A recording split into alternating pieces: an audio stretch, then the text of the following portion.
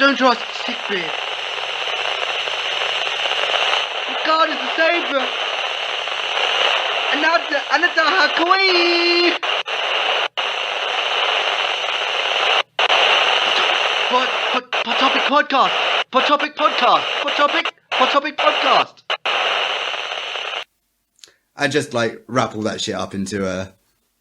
We'll get it in post. Yeah. Yeah. No. That was the point. Just like take those sound bites, throw some static at it. Do your thing. Do the voodoo that you do so well. And welcome to the Pot Topic. What's up and welcome to the Pot Topic Podcast. I am your host, Tom, and with me we have other hosts. We have to my left, Beth. I was thinking you were going to say right. I was really confused. Hi. We have Darren. Hello there. Wow. And we have Taran. Oh, we're all going to die.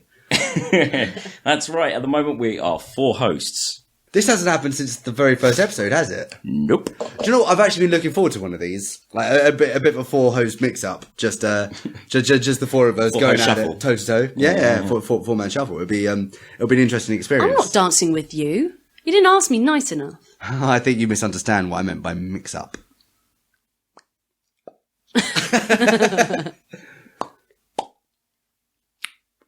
Great. Yes, we're playing all your poppy hits. Right. On this podcast, we have 2 pots, and we'll get to news about the pots later. There has been developments. And in these pots, we have hosts. Fucking hell. We have topics from the hosts. We have topics from the contributors of our community. Try saying that now. We have topics from the contributors of our community. We take them out and we read them, and we have topics from the contributors of our community. Yeah. We have topics from the contributors of our community. Yeah. Yeah, it's not that bad, Tom. What's the whiskey? Just because you wear glasses, you think you're special. Right. Oh yeah, what is the whiskey? Well, I'm going to preface this by saying that it is Taran's birthday today. It's his birthday. Do I need to start doing the whole "it's my birthday" I hope bullshit? So. Yeah, you got to pull that out every single topic tonight. Fine. I'll try. It's not in my usual remit. Just be aware that we may just glaze over it and ignore you anyway. Well, we did to Hal. Yeah, exactly. both on his birthday and each successive show he tried to pull that bullshit. I thought that since he's a writer, I decided to buy something that sounded really strange. Writer's tears. Which is pot stilled. Hey, it's a pot still Irish whiskey. And it's Irish, yeah! I thought it kind of ticked all the boxes. You're touching all the bases here, aren't you? Because we got, we've all got Irish heritage. This is the Pot Topic podcast. We do. And I pretended being a writer just to explain every single gag all the way down, right there. So there's no confusion anywhere, and absolutely no chance of humour whatsoever. Beautiful. I think we've managed to get our Pot Topic bingo on the go now. Every time we kill a joke, you tick it off. Oh no, I've just realised something. What? It doesn't have a pop. It's just got a screw top. That's why he's crying. Oh, hang on. Writer's tears. Hang on. Oh yeah. We do have something to make this up. Me and Tom have already tucked into. Got a stunt pop. We do have a stunt pop. So, shall I crack and pop at the same? That was one of the Snap, girliest, crackle and pop. One of the girliest laughs I've heard from you in a long time. I'll burp later and really ruin it. Yeah. So, writer's tears. Ready? 1, 2, 3. That actually sounded like a visit to the chiropractor. Yeah, that's pretty bad. I'm just going to check. Oh no, it is 40%. It doesn't smell very strong. Have a swig. Fuck off. I'm not drinking it. Well, but yes, so happy birthday. It's my birthday. I shall Swig straight from the bottle. I'll give my... Do it seductively, because that will work on an audio format. Format. Tastes like alcohol. Oh God, is it awful? Oh no. That's well alright, actually. Are you sure you don't have to mix it with something? Does like it make you want to cry? No, he's Taran. He doesn't need to mix it with something. He's got nothing to do with the quality of the whiskey. Okay, so Tom, you remember was it the Pendine I got, the Welsh whiskey that was kind of... Right, like Madeira-y. Yeah. Like sherry. This is kind of like halfway between that and oh god damn it, what's your bog standard Irish whiskey? Jameson's. It's halfway between. Oh yeah, I've got a bottle of those that somewhere. Oh, shut up! Is this now a three-bottle of whiskey? No, Okay, no, all right. no. I've got to look at the It's job your tomorrow. birthday. It's my birthday, and I say, Let's finish off the live that we've left off over from Iceland. do you know what? It's my birthday. I absolutely can't say let's not get drunk. That seems On a Tuesday. yeah. All right, fair enough. Fair enough. I'm not going to emotionally blackmail you all to into getting into a horrible state because Mate. But I have got a full bottle of Captain Morgan Spice because I don't drink whiskey, so... Fucking hell, this is turning out to be really painful now. yay! The brilliant thing is because this is Irish, Dan will pretend he'll like it. Oh, Heather's just pointing out the fact she's got a bag full of beer as well. Excellent. Oh, we forgot to mention that, but when she's in the audience, She may be joining us in a bit. She's Yeah. busy at the moment. She's being productive and watching us get drunk at the moment. Darren, just no, put Oh it my away. god, there's a bottle of Jameson's on the table in a box. Put it away. It's okay. I have already tucked into it. It was my Christmas present from your mum. Darren. Yes, it was. No, we've got something else That's for the all time right. being. There's not even a barely any quarter there. left. We'll finish that off tonight. So yes, Well, I can see my birthday wishes aren't going to be respected at all. So let's Nope. fucking get on with this shit show. Yeah. So, Tom, what have you been doing? what have I been doing? Well, since this show, we've had New Year's. Last show, even. We've had New Year's. Say when, Tom. That'll do. Yep.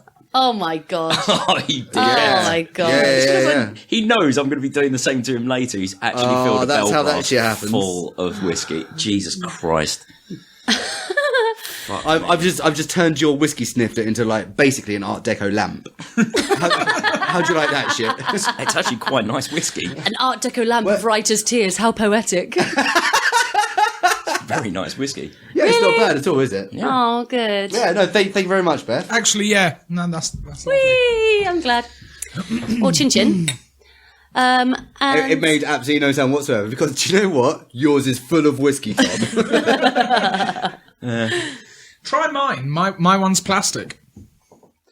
No. So, New Year's, what do? We all came here, some Yes. of us. Oh God, I'm on fire today. I can't fucking talk. Good luck, listeners. So yeah, 4 of us around the table. Shit. All right, okay. Well, you've started at New Year's. Let's go back a step because the last time we did a recording was just before Christmas. And I guess it was released after Christmas. Yeah, That's why I'm getting it was when confused. Dan came over here, which was what, the 18th? oh, or that was something? so fun to listen to. It was really fun to have a community member on as a host. Yeah, It's really, really fun. Good. That's good to hear. Did I have I listened to? I must. I got did the really write-up sad for it, because didn't I wanted to cuddle. Aww. Cuddle with Dan. And then he's off gallivanting around Europe. It's the fact he said to us, "Oh, it's all right. I'm only in Sweden." To be fair, that's I'll not just that pop far in by. comparison to Australia. It's like 6 cups of pretty Hang on, where's big distance Ricard? from here. Where's Ricard live? Oh Norway. shit! No, he's Swedish. He's in Stockholm. Okay. I believe so. Anyway, regard. I'm very sorry if I got that wrong. Please forgive me. But last time I remember looking, I think it was Stockholm. So Dan, if by last the time he was time this looking at comes you. out, you're still in Sweden. Go to Stockholm. Check out Regard. Just shout Ricard in the middle of the street until someone comes along. And if not, Ricardo. I was trying to do the Nicola thing with that. Papa? Yeah, exactly. You got me. It's fine. and if he's not in Sweden, I'll cut this whole bit. Research. So yeah, Christmas. So Christmas. Christmas traditionally for us starts with cheese and wine, or as we've come to know it, fromage on Christmas Eve. And this year was So much cheese that And you will none of us continue. can actually eat any because we're too fucked up. no. Here's the thing, right? Okay, so this Fromageddon was Fromageddon 2 the third. What do you mean? Yeah. Well, so we had Fromageddon, then we had Fromageddon 2, then we had Fromageddon 2. Now we've just had Fromageddon 2 the third. And so hang on. So we have Fromageddon 1, Yes. Fromageddon 2, the unbelieved. Yes. What was this one? Fromageddon 2. Yeah, Tom, can't you count? And then we've just had Fromageddon 2 the third. To the power of three. Actually, Can Two. believe it? No. Damn, that was bad. Hey, there we go. That'll do. Damn it. hang on. Just to say, seeing as it's Taran's birthday, I think you can allow him some whimsy, Tom. I'm sorry, what? I'm sorry, I choked then. You can allow him some whimsy. Let him whims all over it. I was just trying to get a subtitle. Oh, a bit of whimsy. Well, God, on the spot whimsy. I mean, like No. I just mean throughout the episode. Tom can't cut you off. Okay. Let me get. Treat. I'll just drop this in today. I was talking to I was sort of on Facebook talking to all the people saying thank you for the birthday messages. And one of my best mates, Becky, wished me like a fantastical birthday. I was going to call her up on it. But before I got round to it, it's when the fucking unicorns came. Now, here's the thing about unicorns, right? If you need to scrape them off your shoe, plastic and metal spatulas won't do it. It's silicone coating for the win. Right? I just want that understood. Like, they eat through, well, not they. Obviously, they're dead and on my shoe. Their blood I retract eats through the everything offer. else. No. It's killing me inside. No. This is important. That's it. Enjoy the So what did you do for Christmas from Armageddon? And then we all went our sort of separate ways for Christmas Day, most of us. Yeah. Oh, we had a big one here. There was 10, a lot of food. 10 of us, and yeah. How many people? Heather was telling me earlier that it's like a full-on team assault for cooking. Yes, considering the size of the kitchen, it was a really unorganised, really well organised mishmash of Heather, Paula, and Andy just sort of darting in and around various and stations. Apparently Shani and Bjorn as well. Yeah. I mean, they all sort of contributed something. Awesome. I'm very impressed. People like me just had to sit there and go, "Oh, I've got a shiny new laptop. Oh, and now there's lots of food." Yeah, I mean, I'm gonna we started off talking about your past couple of weeks, but I'm gonna jump in here, Tom, because like your Christmas, you were at work, so you were dealing with middle class wankers who the sort of people you can't understand that you can't actually blend a roasting tin. We had it was fantastic here. Like, this was the first Christmas in actual years, in 5 maybe 6 years since I've actually had to do the first Christmas I've actually had to do nothing. Like, the nearest I've had was I had a Christmas by myself, which was one of my favourites because I had to do almost nothing. I made myself pretty good. Mate, I made myself like the sickest Christmas meal. Like, how does this grab you? Triple Scotch bonnet pork bolognese, motherfucker! It was sick as fuck. Oh, sweet baby Jesus. Christmas for you, funeral for your arsehole.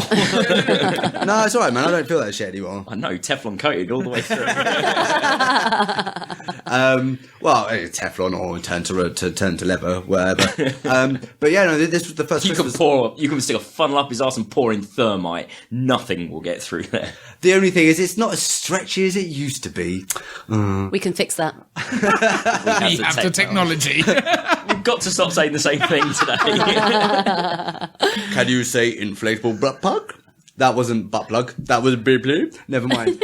So yeah, this was the first Christmas in years ever, perhaps, that I've not had to do fucking anything. I got up, and then I spent hours feeling guilty and confused about the fact that I wasn't doing anything, and then dinner appeared. By which point I was really drunk and given up caring. And the true spirit. And because I felt I had to, I was made to carve the turkey, which was a really made. What are you remembering? I distinctly remember walking in to see you holding a bloody big knife, going.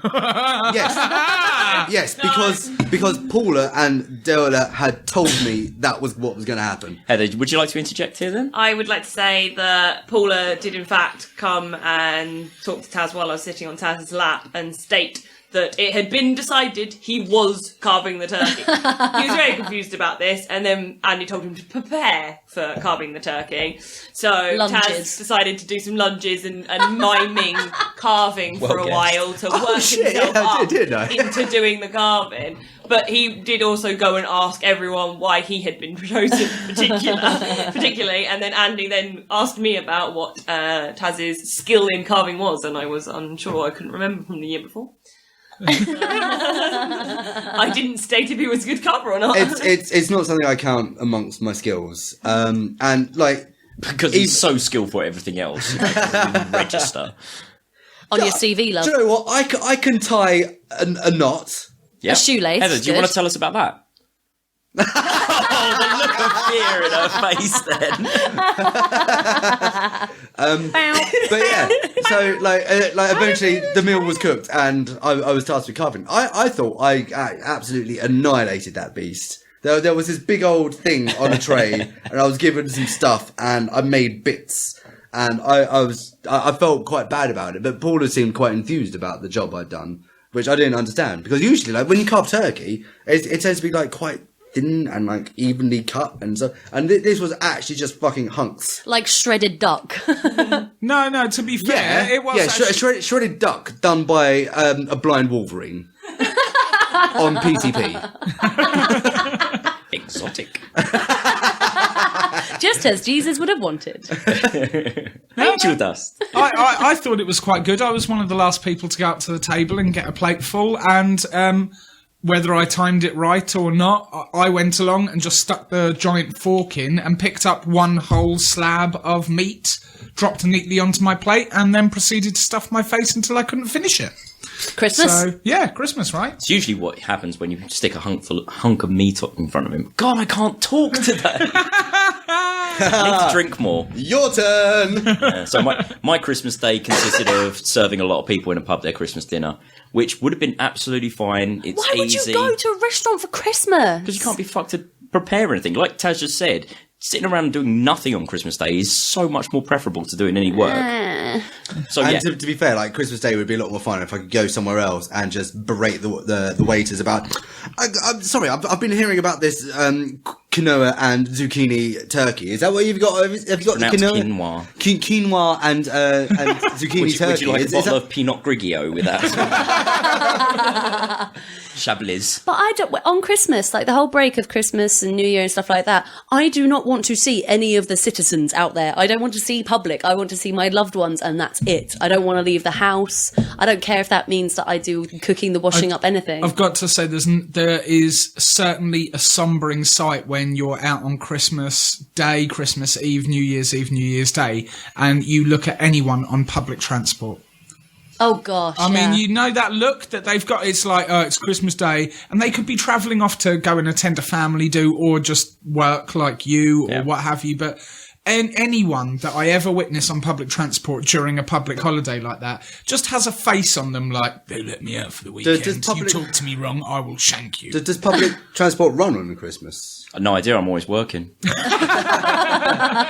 I mean, it wouldn't have been so bad because Christmas Day is nice and easy. You have given your tables plenty of time. Is everyone You've happy? Organised so much. Well, that's the thing. You've prepared and organised, and everything is pre-ordered. You say it's nice and easy, Tom. You say it's nice and easy, but what you get is a house full of people going, "Oh, hello. Do you want to be happy? Never mind. Let's be happy." Just shut up. Let's just chill the fuck out a second. It's fine. Cook a meal, and that'll do. It's Let's piss go for a easy. walk. Because there's so much preparation goes into it. The one thing I did prepare, though, that I wish I hadn't, was everyone wearing Christmas jumpers who was working. Really dumb idea when you're running your ass ragged, sweating buckets into a cheap polyester jumper. Yeah. I made the mistake of wearing a metal t-shirt underneath mine, so I couldn't even take it off at any point. Because I had Scare the locals. Really a big, goat skull with a pentagram behind it. Doesn't scream, give me more tips. Why don't you just take off the t-shirt and wear the jumper? No, I did that. Oh, okay. It was still too hot. I now really want a t-shirt that just says exercise me. I dare you. The power of Christ, does it compel me? Your decision. Here's what you could have won. So Beth, you were in Ireland for Christmas. Twas. Pronounce it properly. There is an R in there. Irlong. Jesus Christ. Islander. I was in the Belfast because that's where my mother-in-law and her side of the family live. And it was absolutely amazing. I've only been over there a couple of times. So they've got a really nice plot that's got separate stables where you can stay, which was where our bedroom was. And You slept in the stable? fitted out. I didn't even think of that. Nice one. How did you not think? I was too busy getting drunk. I just answered my own question there. It's Christmas. So they've got a nice, they've got separate places, and you can go, you can have your own time, or you can be with everyone. Obviously we wanted to be with everyone. They'd set up the living room looked like, because we went with our friend Jason, who's said a couple of sentences on this podcast, who I was trying to get down tonight. And Hal, obviously. And because his family, his mum's side of the family also come from Northern Ireland, everywhere he looked, he was like, oh, it's so Northern Irish. Oh, it's so Northern Irish. I don't actually know what Northern Irish looks like other than this house, really. So it's definitely the living room's all set up beautifully and Christmassy and really kind of just homely and nice and comfortable. But I mean, that's the general setting of Ireland anyway. I mean, speaking as an Irishman, I know exactly what you're talking about. Before you, I mean, stereotypical, grey, not concrete. What is it like? Speaking as an Irishman, it's just generally that look. There's two things that define a stereotypical Northern Irish man. One is Protestant. One is usually on the man. No, I would say it's usually the facial hair. Now, it could be really raggedy stubble with separate compartments built into the stubble for food kept, or a full-on beard. And the other thing is they all have that slight look in their eye, you don't know whether they're really happy to see you, or they're really suspicious of what your response might be to anything that they could ask. Did you happen to meet any of the people? Or was it just I did not go out, but obviously Hal's cousins and sister have lived there for 17 years, so they're very integrated with the culture. But I mean, coming from that family, I can't imagine it'd be the stereotypical Northern Ireland. Here you doing, and you're a bit different. It's really lovely because his cousins do one sentence will be in Northern Irish and one sentence will be in English accent, and it's really nice to kind of lilt in between. I was going to say, because I've met some of those cousins and they're all very posh. I suppose they're all still Sindons. Yeah. See, that's what I was thinking. It's hard to. Well, they're not Sindons. They're the mother's side of the family. Gilbert, yeah. But it's hard. Well, Coulthard they are. But it's giving out personal information on the podcast. I know. Whoops. But I have. You went to stay with the Gilberts. Well, Hal's mum's Gilbert. Yeah. I've written a list of things that I did in Ireland. Food, drink, black beach, play fights, flood worry, amazing conversations till 6 a.m, cuddles, more drink. I mean, drink is standard during Ireland. And if you're around Joe's house. It doesn't sound a million miles away from what we are. God damn it, I've got the hiccups again. Oh, what's the only cure for that? Cure. Apparently a massive plate of noodles. Okay. Oh yes, and also giving me a blowjob. Skullfox. Oh, I saw. Not again, guys. Anyway, let's not go into this because I've just put this in as a topic. So. I'm just going to quickly say, seeing as I'm not entirely sure who out of my group of friends, other than the people we all share, might listen to this. Yep. But for my Christmas, I was given a special, completely secretive Secret Santa gift, courtesy of fucking loads of people. Basically because last year, when I was still living up with Sophie, I bought her a laptop with money that I really did not have to spend. Yeah.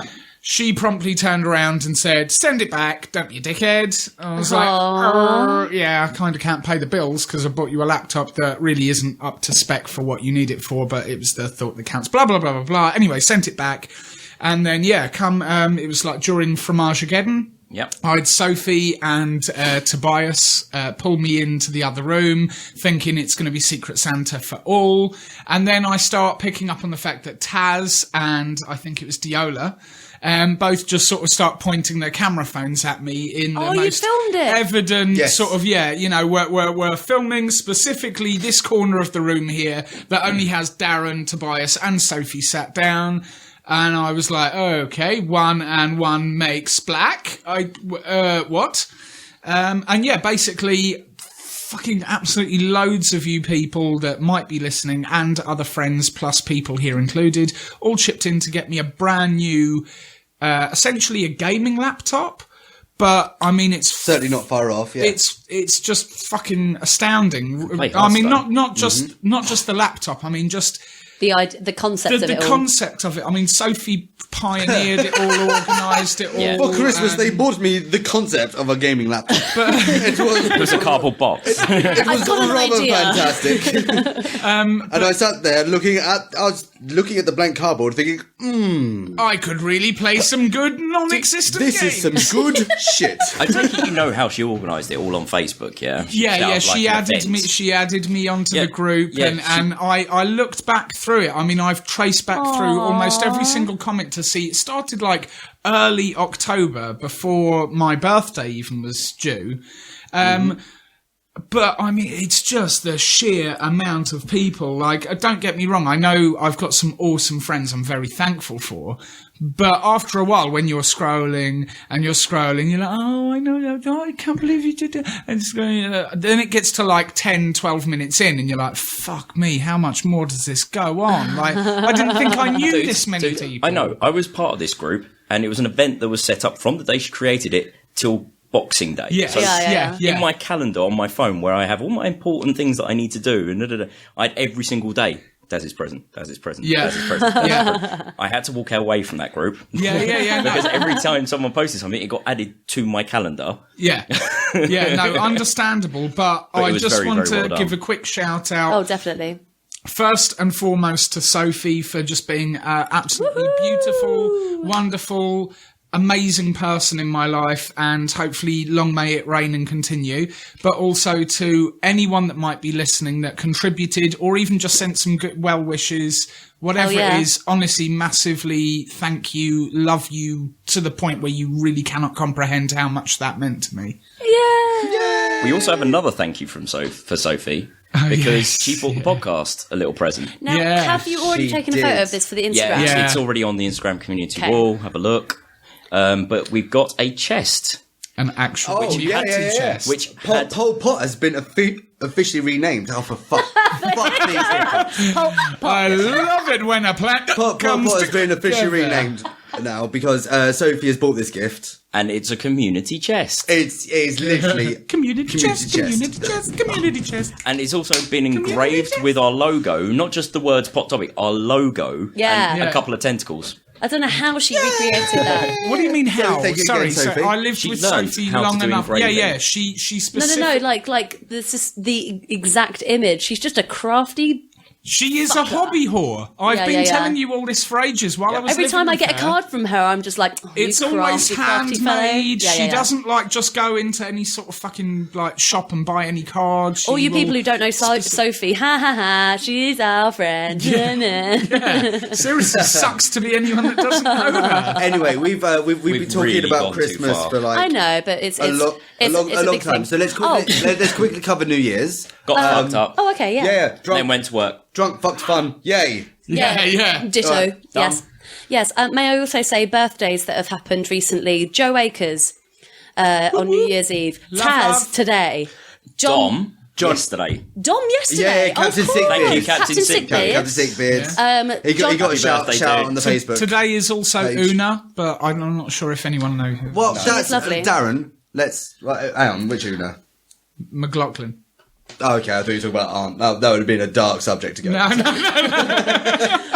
Johnny Day, who was our not so live lounge He was our man from Istanbul. man from Ball. Istanbul. Johnny Day was on the first. Second. Second. So sorry. Second. Yeah, that kind of shows you that my first and second kind of blurred into one. And obviously Jesus and Old Lang 2016 Zine. Yeah, but of course Jesus was born in summer, so Yeah, I know, but can discount that one. Jesus. Never have you heard about my Lord and Saviour Satan? He wasn't born. he So sounded you like a celebrate his birth every day. Right then. First topic from the community I tell you chest. what- Let's do it. Sorry, you just punched the mic. And apparently the through. first topic of the year is punching mics. Tom. Oh wait, you're right. saying in the community? Is the No, first, no, no, one the from the host first then. one of the year. Oh, Let's that's get got a one. lovely sound. Oh yeah, because that's not going to interfere with it. sound ever. Sorry, that was the community chest, the new community chest.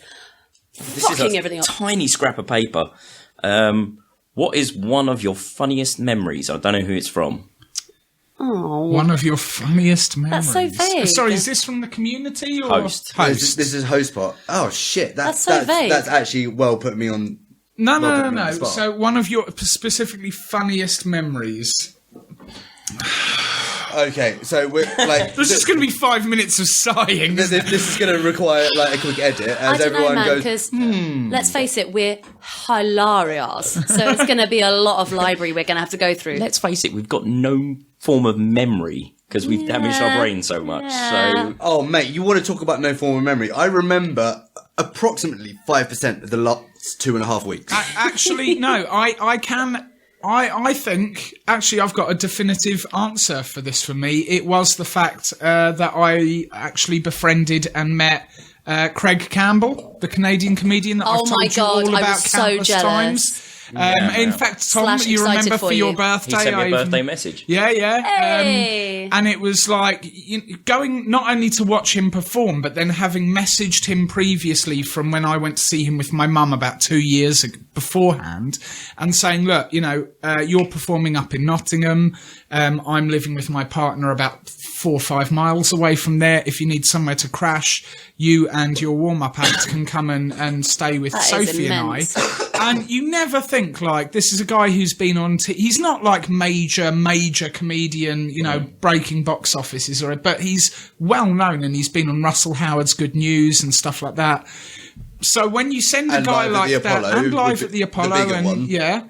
When you send a guy like that a message sort of saying, oh, but by the way, if while you're on tour you maybe wanted to come round and hang out and sleep out at a complete random stranger's house who happens to be quite a big fan of your comedy, you can do it. You don't expect him to be like, oh yeah, hey buddy, yeah, like, is that totally cool? Like, yeah, how far are you waiting? Like, Actually, him, I can quite imagine. Kind of expect it from a weed-smoking Canadian, absolutely. and it was just like, Oh, hey, buddy, we got an invite from a stranger. Let's go say hello to our new buddies. it was... Hey. It was actually one of the best nights of my life because the thing is when you're sat down with somebody who is professionally being a comedian, I think I fell into that trap of instantly assuming. I think I even asked him the stereotype of what's the thing about the crying clown? You use comedy to get Oh, past right, it. yeah. The But tragedy of... but he's The honestly Maudlin mirth maker. such a he's such a positive, upbeat guy that even when he was talking openly and honestly about some of the trials and tribulations that he's faced during his life, he still instinctively, without thinking, just injects little bursts of comedy to the point where even if he's talking about something quite sombering, you're sort of sat there going, oh yeah. Somber or sobering? Or both. Yeah, or both. Combo. Combo word. Sorry, but yeah, no, just sat there with him, just having a long chat and smoking whatever with him, and just the guy's Incriminating. no, honestly, the guy is just—he's such a You hear that, lovely. future employers? Yeah, he said it. I really want you to hiccup there.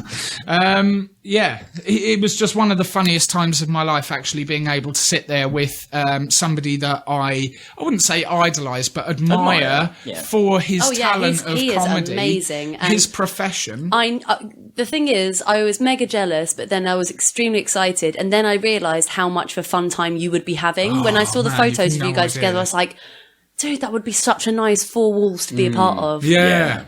And the thing is, his warm-up act as well. I don't want to focus too much on just the fact that, oh my God, Craig Campbell came and hung out with us. Okay, what was the warm-up? His warm-up act's act name? was Dave. Okay, there we go. And I thought you were going to go, he was his whole act is a left-wing hippie living in today's society and just belittling it for all of the strange little foibles that you would see from somebody who grew up and found his adolescence during the fucking swinging 60s and 70s. And then to spend that sort of time with him, I mean, I'm getting bombarded with fucking awesomeness from both sides. I couldn't have not laughed. It's like a mental spit roast. I think that was my funniest moment. See, unfortunately, like looking back over my life, a lot of the funniest moments I've got, they're all ones that are kind of qualified by the that would eventually be qualified by the old, but you had to be there. Like one of the more recent ones I can think of was after the recording of, was it episode 5, issue 5, that was Angry Sheep and Asthmatic Pigeons. Yeah, I think it's around 5. Like myself, Beth, That was funny. Dale, Hap, and Alex, we ended up staying up and having a bit of a night. And this, like, I can't really take it any further. It like the humour was absolutely reprehensible. God, This was Justice Benefits night. Explain, Taran. I don't know that I can. No, I think we might have to do. I think if we put a story up on like Pot Topic website or something, or like the Facebook page, because I've got saved on my computer the logo for Justice Benefits, which is basically it's like a poor superhero squad. Can I just say, like, we need to stop mentioning the name, because if the more we talk about it, the more we're gonna be pressurized to talk about it. And it's like, I wasn't lying when I was saying the humour is absolutely reprehensible. Right, that's true. Yeah, it's pretty bad. That's true. It is terrible humour. I just realised that people might not get it. But at the time, it was, and like, for a lot of that night was I've got the slogan saved on my computer. I've got all of the members that would be in the squad. I've got a logo which makes no sense, which is perfect. Like we've got it. We can make all we need is uniforms. There's the teaser. No, come on, we do. Right, move on. We can't make anything out of it. But like, so after that night, like a lot of the lead up of the night was kind of, I don't know, like that was one of the nights I was on form, and I was supremely backed up, like eminently backed up, and complimented, and just I thought you meant constipated. as much a part of the night as were kind of Deola and Beth. But after a while, kind of I hit a point where I faded away, and Beth came to the fore, and Beth had just became a fucking comedy demon. Beth reaches that lovely point of drunken tired where she's I think firing tiredness on all actually cylinders. fuels a lot of You turn into a 12-year-old bouncing off the walls and being really funny sleep and obnoxious. deprivation. Yeah. It's Sleep brilliant. Sleep debt can do amazing so things. funny. It really, really can. It can just loosen you so much to the point where you don't care, but also your brain isn't connecting in the way that it would normally. So you're connecting random surreal comments with random surreal comments, and it just comes out as beauty. Yeah, absolutely. If I say so myself. One of my favourite points of that night, it was like we were sitting around. You were kind of at the computer. You were taking the helm, Beth, and you were kind of putting things on, just talking, and just being genuinely putting on the same track for the 20th time, probably. Generally quite hilarious. Sorry, you mean me or Sophie? There was this moment where like the table was kicked and a drink was spilt, and a little while later you noticed the puddle next to you. You noticed it as you got up to go to the toilet or something. So you stood up. And you looked at it, and like it was basically just, it was me and Deola awake at this point, and we were just, it'd become the Beth show. We were just sitting there, tired and drained, and just laughing at you because you wouldn't let anything go. And like you got to the point where you got up, you turned around, you beheld the puddle, and you're like, oh, what's this puddle? And like you're barefoot. You looked at it, you jumped, you landed 2 feet at the same time in the puddle, and immediately went arse up. And it was like you both remember this. Both your feet went above your head, and you landed on your ass.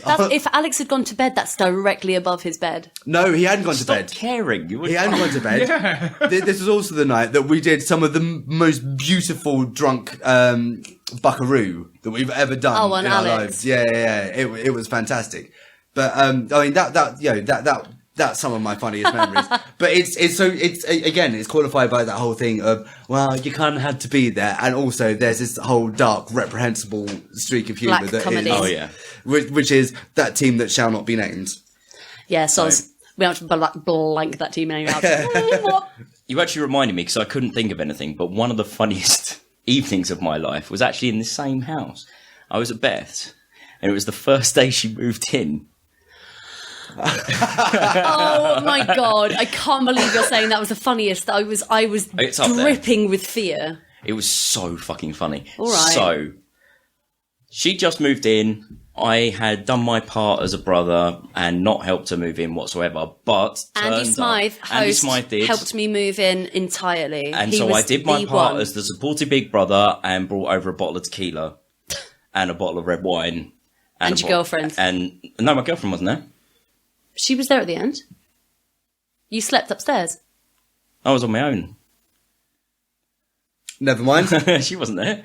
We went to the house party afterwards. Yeah, with your girlfriend. Oh, yeah.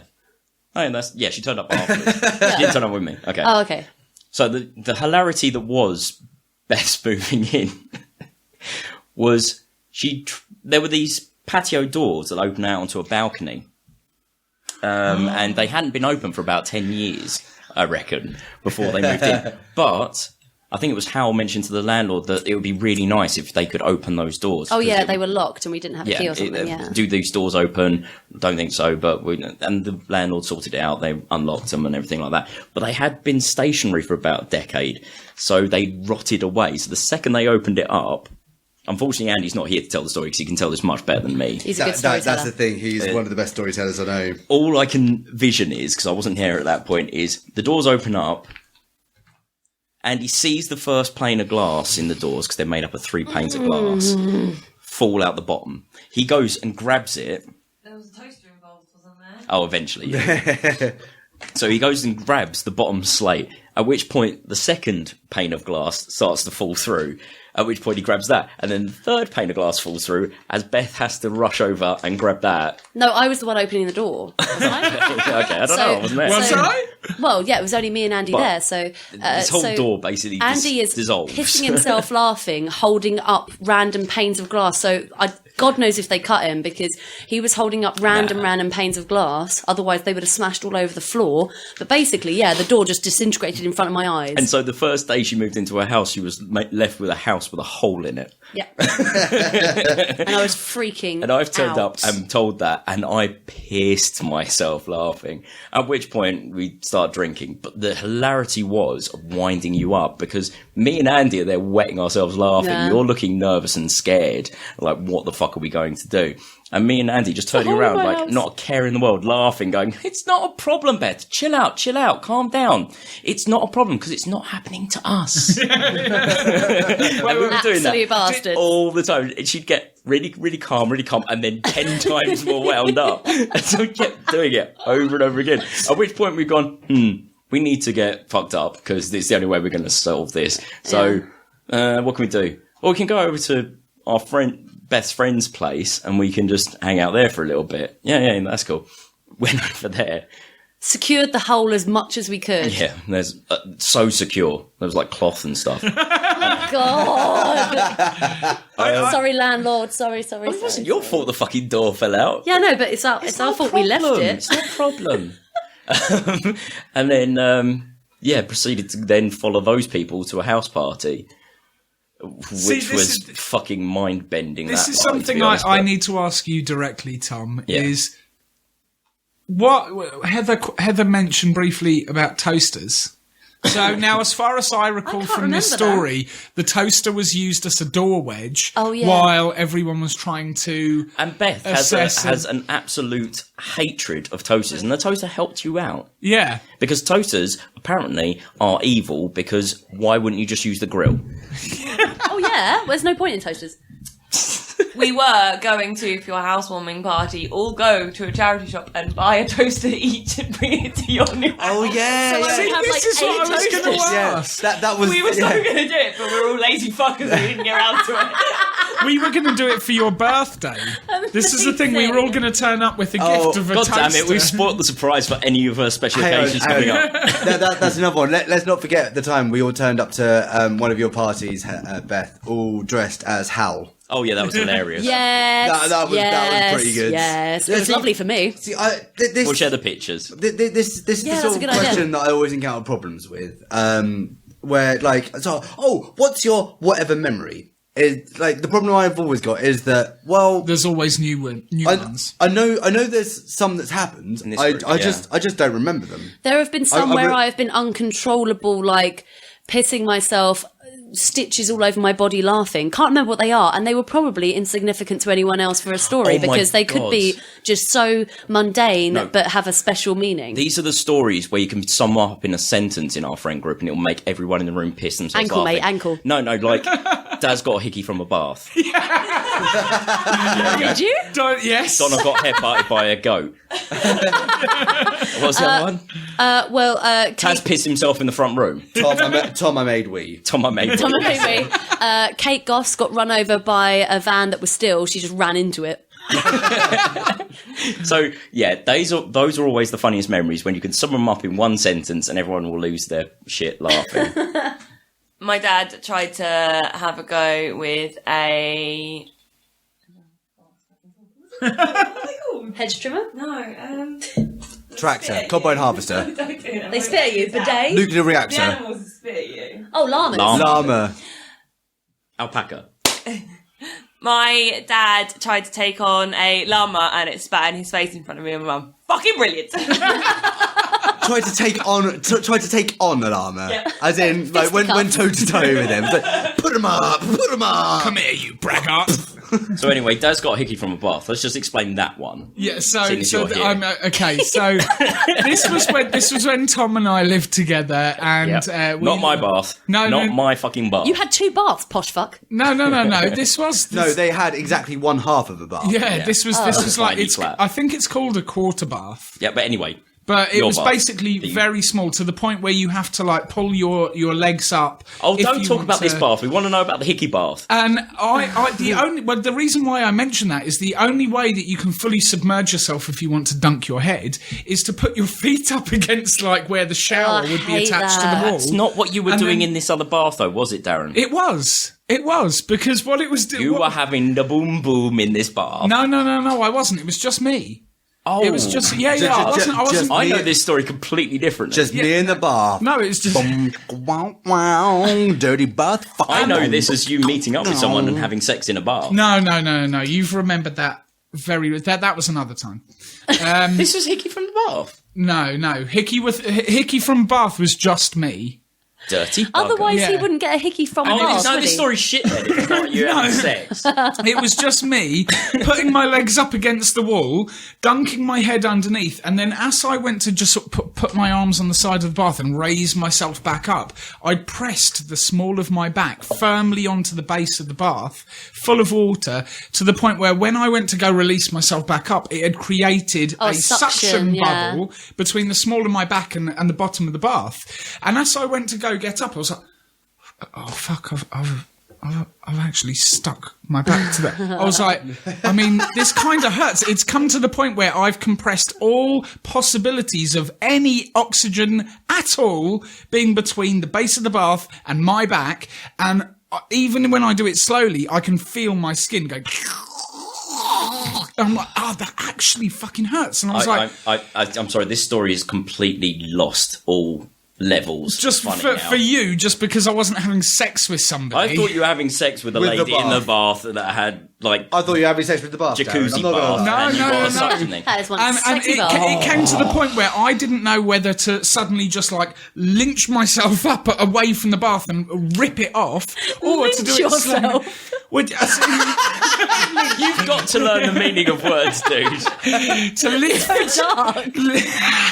He's a strange I'll just fruit. throw this rope up Now- over the lights. Now here I am. I'm stuck to the bath. I've rigged a rope. I've got a hangman's noose in it. I've got it around my neck, and I'm gonna pull. I'm gonna free myself from the bath. I slowly pulled myself Hickey. up, but to the point where I'd created so much suction, and because I took so long to do it, all the blood had been drawn to the small of my back as I slowly Nasty. pulled away this suction. And then the next Huge, day, like teardrop shaped bruise on his back. I remember walking downstairs It was to like- Tom's room It the was like next day. 4 inches long. This thing. It was like a proper. From an inanimate object. Well done. I know, right? But it was the fact that when I went to the kitchen, Tom went, "What the fuck have you done to your back?" I'm like, how do I explain this one? I think my once he told me the story, I just went, So "Dad's you got a hickey from a bath!" That was it.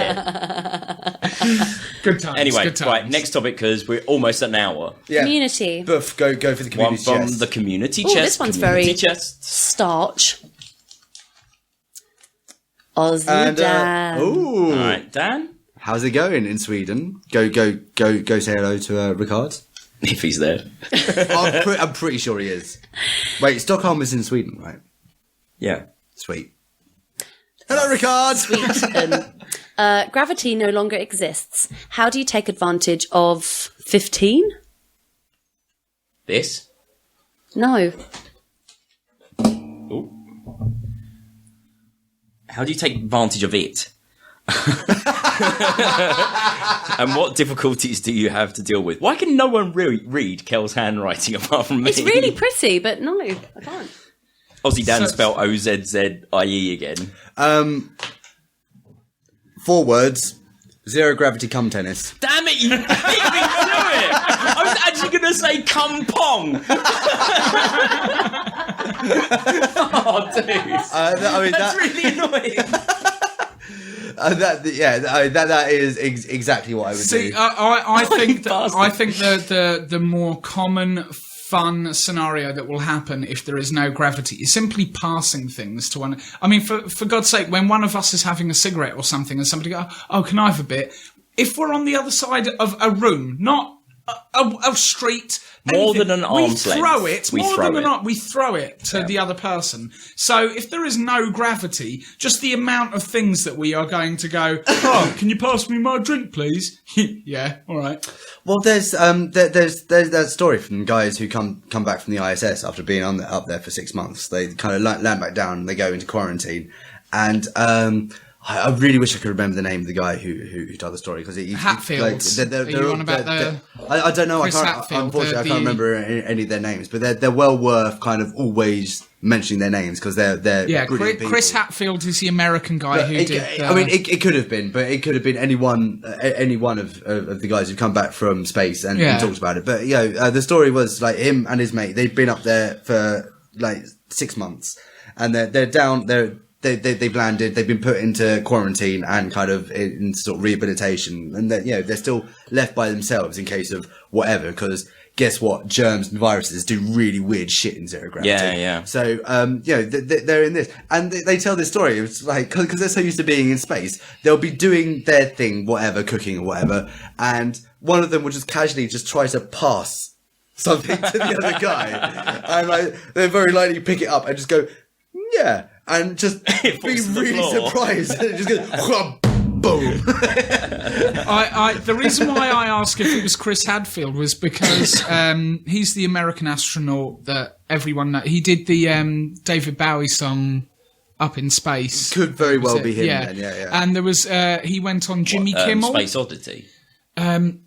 Life on Mars. Yeah, okay. he did a rendition of that while he was up in the space station. But in one of the Jimmy Kimmel episodes, Not really. I know, but I watched it purely because this was just after he'd started doing public interviews on TV while he'd had his whole fame section. And there was just a point where he was talking about simply being at like galas and events where people are like meeting him, the meet and greet stuff of, "Oh, you're an astronaut, tell us about it." And he's telling these stories while stood around talking to hundreds of various people, and then he'd have a drink in his hand and he'd just be like, "Oh yes, well there was this one time when me and this Russian cosmonaut were just like chatting," and then he'd have a drink in his hand and he'd just get so embroiled in the story that in his mind he's just letting go of the drink to express something physically with his hands or what have you, and then the drink just hits the floor, spills everywhere, and then he looks to his right going, "Oh yeah, gravity." So the difficulties that Aussie Dan has pointed out is going to be getting used to it again afterwards. Yeah. I like that. Oh, so he's talking about difficulties. Pooing. I'm not thinking about difficulties. Weeing. No. Any toilet function. I mean, there's that. See, he talks about difficulties. I'm thinking about kind of situations, like advantages you could do. Like, for instance, could you imagine all the possible situations in which you could recreate classical executions? But like the punchlines always, they don't die, and then you just go, "Motherfucker." For instance, you do the hanging of someone, and you drop the trap door, and they don't move. That's a much. And the person there with the news, then goes, "Fuckers!" Or like you get dressed up in like big dress and powdered wig, do the guillotining of Marie Antoinette, and just like see, they kind of hit the lever and it just goes nowhere. And she goes, "Oh, fuckers, eat cake!" bitches! That's so much darker than I thought you were saying, because I thought you were saying like WWF executions. Like, I'm going to tombstone this bitch. No, I'm talking that's what my main went to. And then it got really dark. I'm talking like historical execution. So, like, okay, we got to put like Jesus out of this one because apparently he was nailed. But like anyone else who was tied to like in a crucifix, like they just get tied to a cross and like spend their time going bored. Okay, the one I'm seeing, the first thing I do as soon as I get to zero gravities, I'm reenacting that scene from Barbarella. Like, oh, what, the opening scene? Yes, the very sensual, sexy scene. But I'm not sexy or sensual. Well, I'm not when. Well, I suppose I am. Not when I'm ovulating. Probably not to a viewer. I just am. And going for the difficulties being my schlong would get in the way. Well, okay, so I mean, here's the question, Tom. Like, how long could you make a dick spin last with just a single piece of inertia? Oh, so what you're saying is come from the original music to "You spin me right round, baby, right." But basically, spin it. But all you do, you're not doing any of the hip movement. You just hit it once, and it's just seeing how many times you can spin it on that single inertia. And see if I can like attach things to it to just gather mass. Or if you can consider there's going to be atmosphere of some description, so there'll be air resistance. So like that's right, listeners. Focus on my cock. the trick will be to how hard and fast can you hit it in order to create some sort of propellant effect. So you hit your dick. I'm not liking the hard and fast hitting. Well, you know what? Some things are worth it for science. Put on mittens. No pain, no gain. Right? Yeah, I got you. Also something else to consider. Yeah. This is something we almost never ever get to do down here on Earth, but ceiling sex. Oh my God, Lionel Richie music video style. What? Dancing on the ceiling. Yeah. Do that plus sex. No, none of that bullshit. Just fucking on the ceiling. Like, you get up there and you just exactly. Bang, and you oh, what a feeling! I'm fucking on the ceiling. See, for me, I'm thinking about the more. Beth, put your phone down. Aeroplane mode. Aeroplane mode. It's already on aeroplane mode. I just wanted to look up the Mary Poppins song where he's laughing and being on the ceiling. I can't remember what it is. Nice one to give the veil and the backstage and the boo.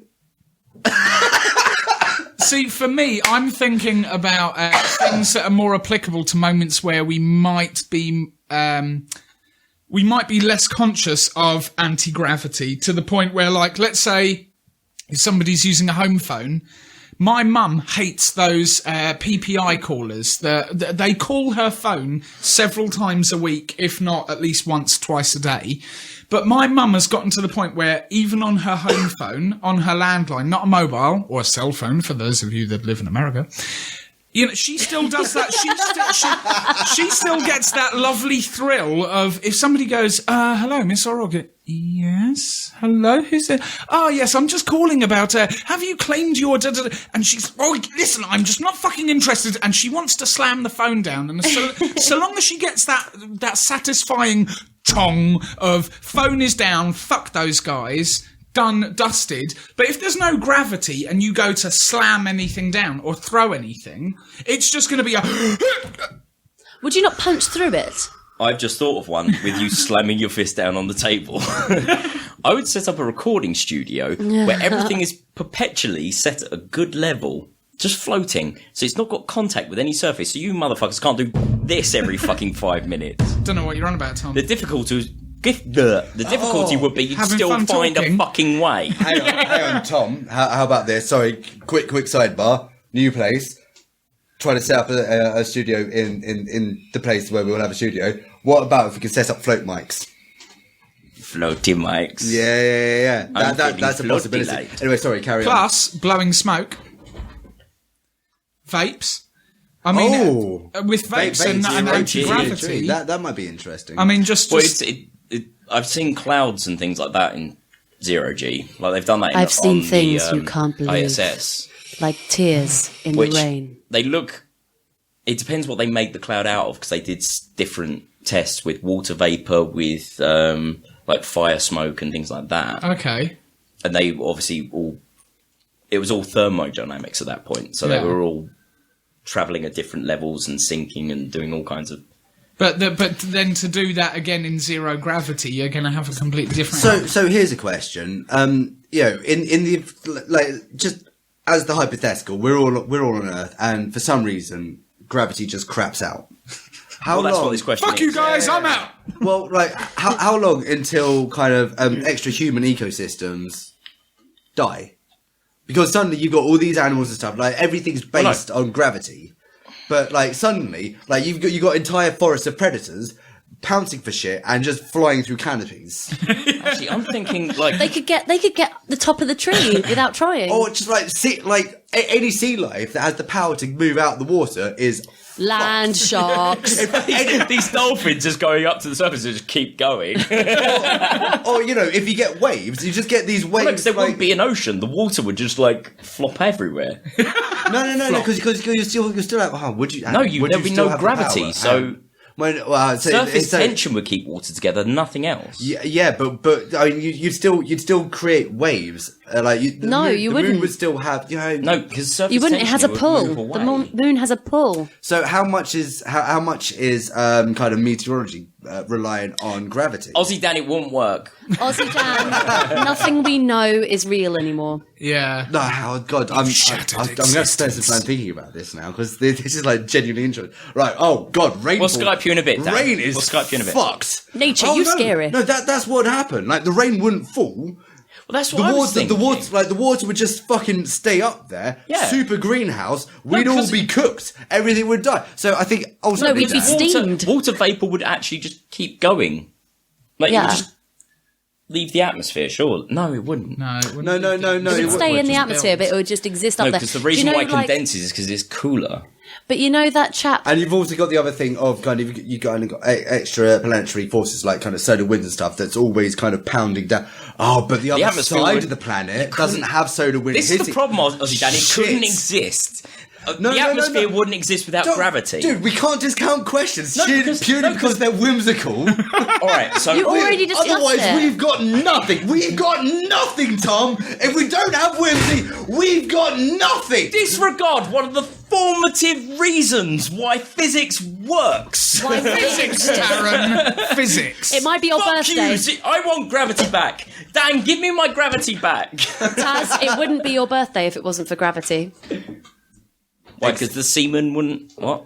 Because all life would be completely different.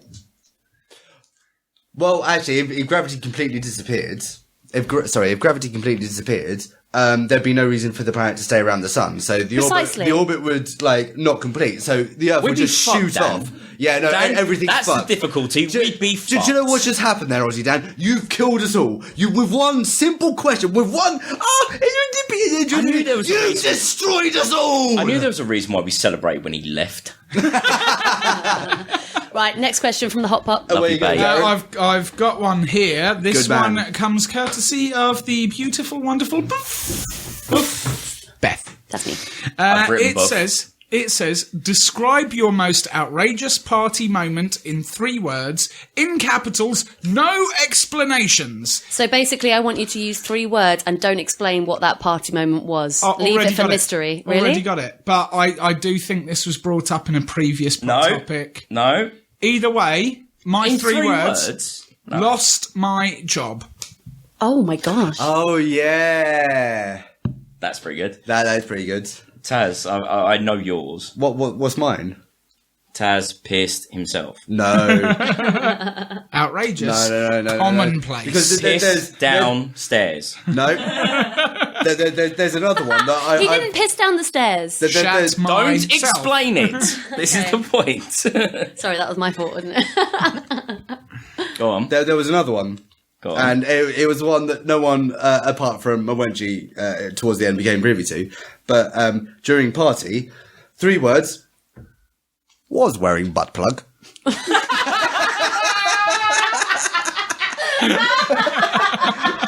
Another sentence to add to the funniest moments list. Taz wore a butt plug.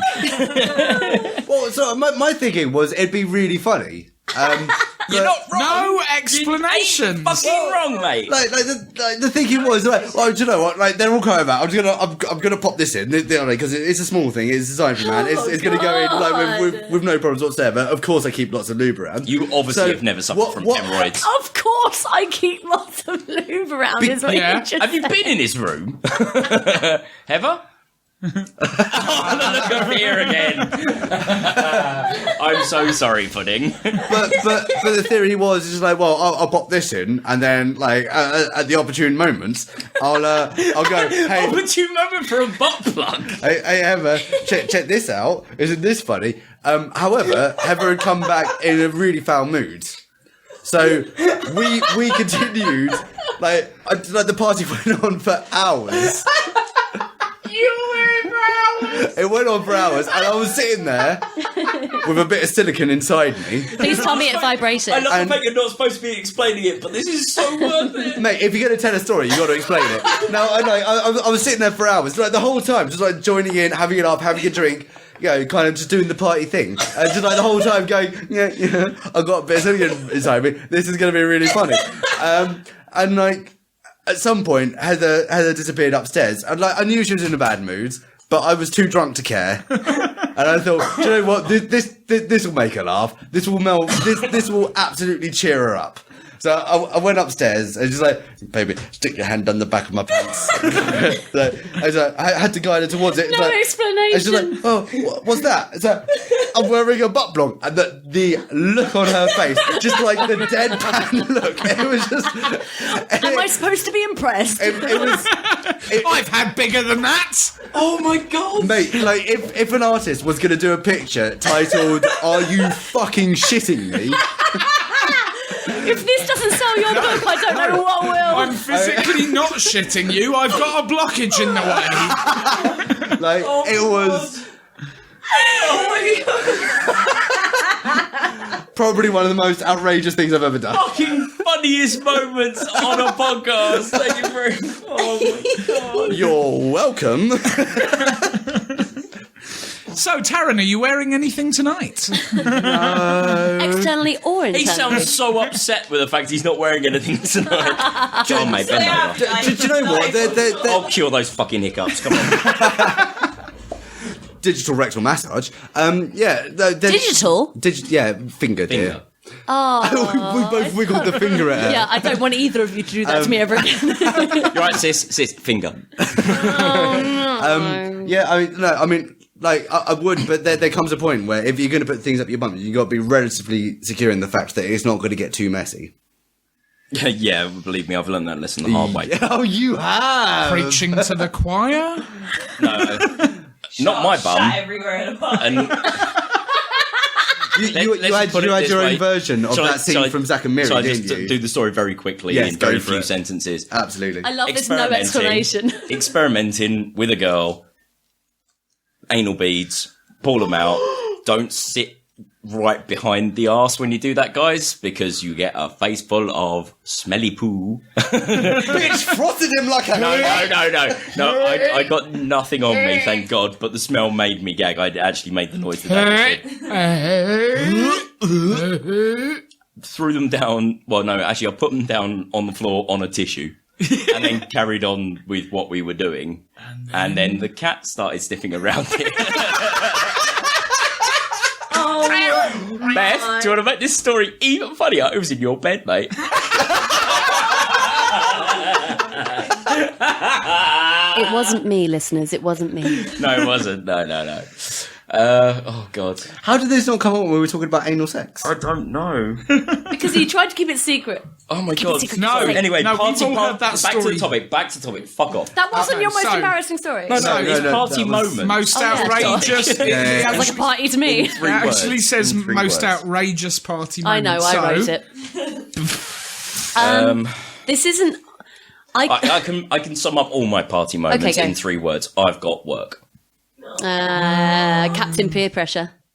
Captain Peer Pressure Yeah. is actually a good one as well. But Yeah. the thing is, Because that is just me at a party. Yeah. like, the You addendum... ask Come me on, Tom, anything have one twice, more, and I'll say you know. yes. The You addendum sure? to your All right. 3 words can also be summed up in 3 words, which is, don't really matter.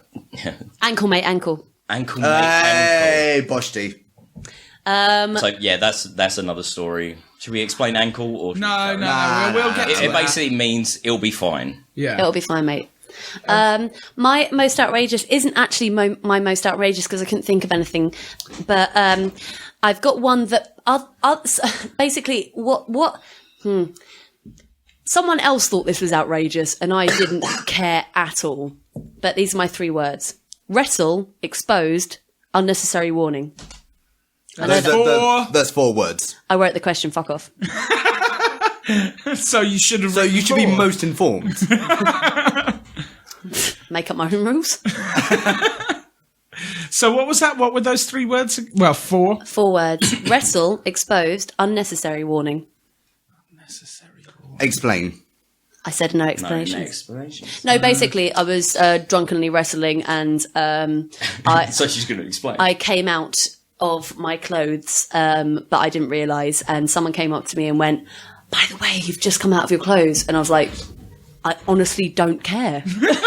I don't understand." They were being so sweet, and they were like, "Oh, by the way, Cover your shame. it's just like I'm with my friends. It's okay." I did. Yeah, to be fair, there's a lot of nakedness that happens in this group. So I did. I see. The thing is, I did a very similar thing to. They were being nice, but it was definitely, unnecessary. Yeah. I did another thing to another of actually a mate I met through you. Like we were at a party at one of your places, and she was trying to get across. Like there was a big puddle on the sofa, and she was trying to get across to kind of talk to. You mean a whoever. cuddle puddle, not an actual like drink puddle? No, it wasn't a cuddle puddle. It was just like a puddle of people. Okay, Not- I got worried that my sofa was covered in rubbish. No. Well, yes, human garbage, but not. Oh, my friends! Well, that's what we are, Beth. Hot human garbage. Human They are garbage. best friends still. They're all pretty hot. Yeah. But yeah, she kind of Yeah. she strided across to try and reach someone. As she did so, she was sort of facing me slightly as she like put a leg across, and just her pants were to the side, and in my drunken state, I thought I'd be quite helpful in saying, so, Poking it. by the way, your nunnu's out. But it received one of those looks of, in the same way as, like, I think from that's you. yeah. I don't care, but also because I didn't know her that well, it was Yeah. also just like actually, what the fuck are you saying?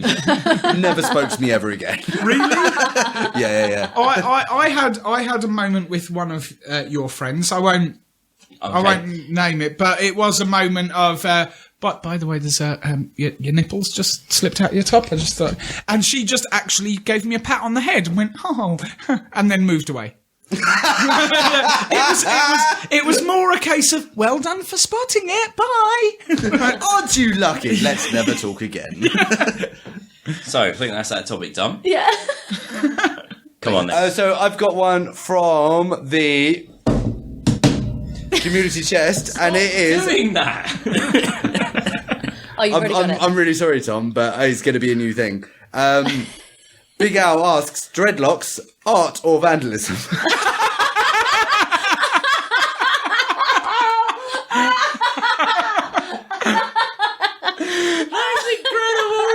That's so hard.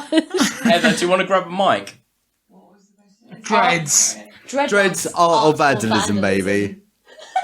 No, actually, no, this has come perfectly timed. Because last night, going to bed, like she'd whipped off all her clothes. She just sat up in bed, and then I don't know why she kind of sat forward, and as she sat back, she just went ah. No, it got caught. Like Yeah. No. Ages. Heather. I Heather, pull up a chair, grab a mic. You're now officially on the show. Come on. As dreadlock connoisseur.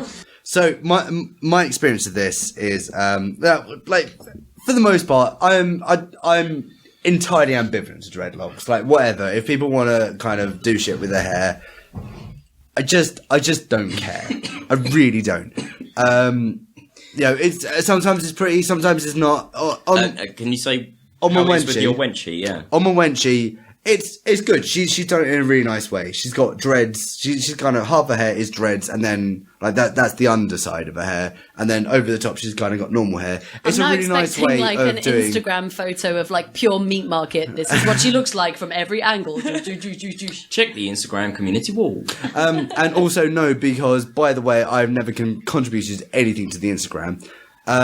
But yeah, Mwenchi's done a really good thing with dreads, and it's wicked. However, last night was a fantastic example of how it's a source of vandalism against yourself, especially if you wear dread beads.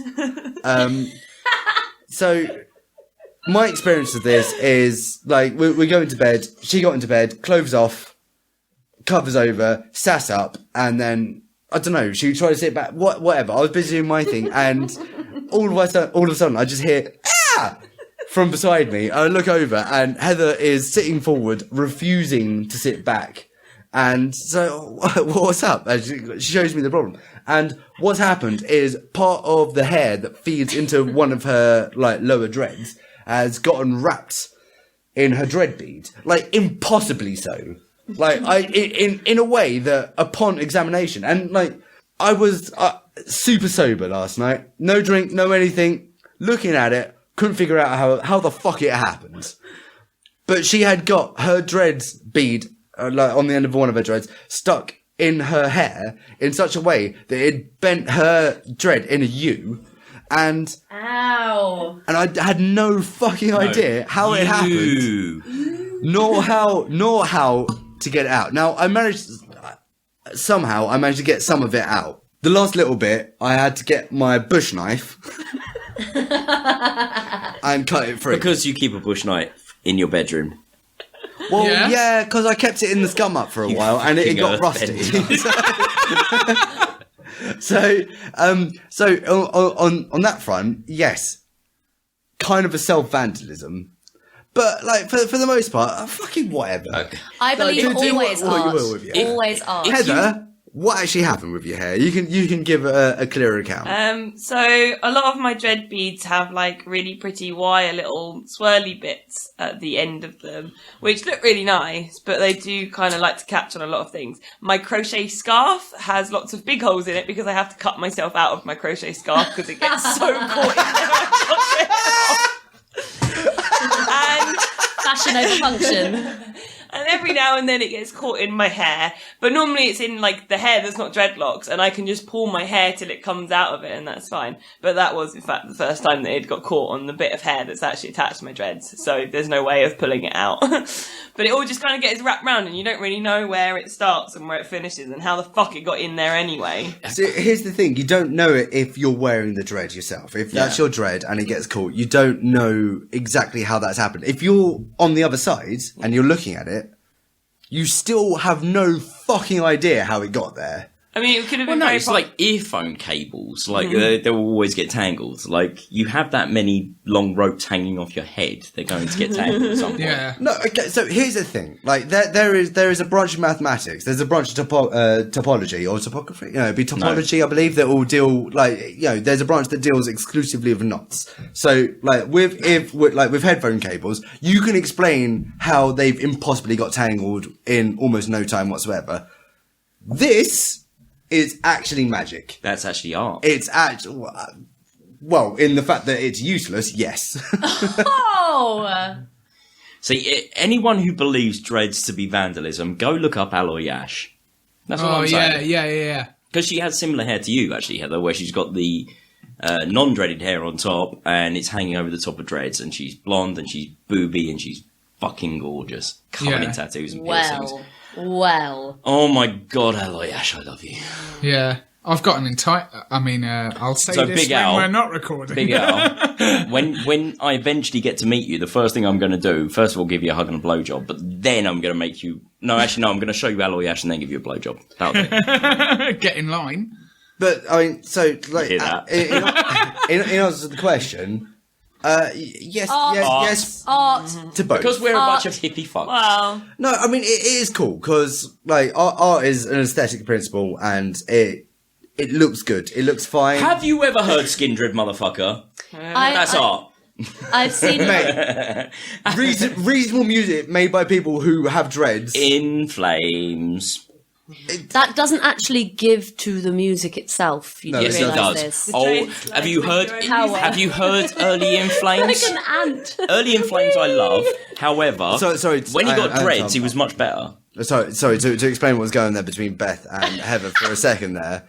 When Heather said, She yes, it attacked me was, with her dreads. she made tentacles with her dreads and attacked Hev. Antennae.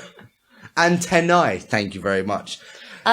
Basically, dreads are art. However, there's a horrible kind of people being very pedantic saying, oh, white people can't have dreads. Meh, meh, meh, meh, meh, meh. Yes, they can. It's a type Who of... the fuck says that? A lot of people say that. No, to be honest, dudes with dreads is a little bit It's harder a to pull off. hairstyle. Exactly. We are world citizens. Calm down. However,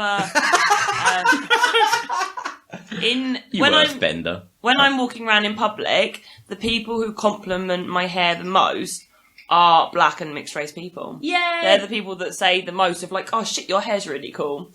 But yeah, like I like about, as Taz was saying, my half and half, I really like fucking with people and having my dreads and then putting my hair down. Yeah. And then like the next time I see them, my hair's down and they're like, oh my god, have you cut your dreads off? And I'm like, just peel it up. And I'm like, no, they're hidden underneath. Because I can still do nice girly pretty things with my hair and it's still really long and flowy and pretty and girly. And you can still do all your cosplay and everything like that as well. Just about, yeah. It's a struggle, about. but yeah.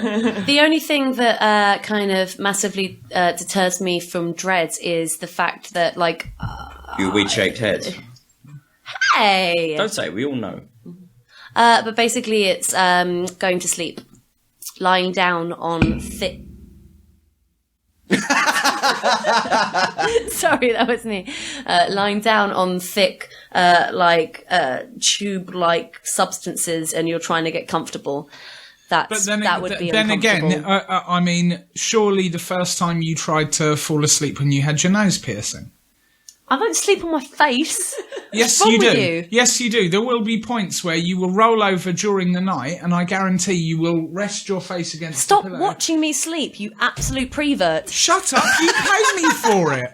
The point is, I'm sure, much like when I first got my eyebrow pierced, and any other person that I've talked to about piercings, they will say, getting dressed, like putting your top over your head or something, you're either going to be super cautious of it, but after a while, it's another part of you. You don't... Piercings, it's leaning over bottle fridges with a nipple piercing. Bottle fridges? Yeah, so bottle fridges that are like What are they? under a side counter. Like Yeah. fridges under a side counter that have a big door, just about waist height sort of thing. You open it, you lean over the door, and then you shut that thing. If you have a vertical nipple piercing like I do, fuck me, the amount of times I've caught that. Jesus Christ. It confuses me when I get my nipple piercing caught on a door. I'm like, really? Really? Oh, because the door goes the other way. So yeah, I can imagine that. It is ridiculous. But surely I don't if you get your understand how nipple that piercing happens. caught on something, you're also going to get your nipple caught on something. Now, I've never got my nipple caught on No, anything. because it's fleshy and I got it squidgy. caught on a £50 note the other day. That was really... Oh my god, that's the most middle class thing I've ever heard. I was carrying... I was got caught carrying... on some foie gras. I need to go to the bank and I didn't have a bag with me, so I put it in my coat pocket that's like on the inside of my breast pocket. And then as I pulled it away, this £50 note was just through my shirt, giving me almost a paper cut underneath my nipple piercing because it got caught. Oh, first world problems so much. You were trying to have a bath with a £50 note, weren't you? Mark gave you a hickey. Hello, Queenie. I love how pinky you Now, are. when it comes to like sleeping with dreads, in a bed with dreads, Dreaded sleep. So, Nice. okay, firstly, Tom, this is going to be difficult for you because we've had this conversation before about sleeping where you've got your arms around someone and on your sides. Oh, yeah. Yeah, you believe it can't happen. It absolutely can. There's You a just very suffer for it afterwards. No, you don't suffer at all. It's a really got it comfortable way to sorted. sleep. So long as you can fall asleep that way, it's all good. Now, there is an added difficulty with dreads. But it's like, it takes some learning, but there's a very, like, going to sleep with someone with dreads, like, on your arm, you will get rug burn unless you move them out the way. So you move them out the way. So the only way for them to go is kind of up over the pillow. Now, when they're there, what you've got is a shitload of dreads in your face. Now, the really good thing about dreads is...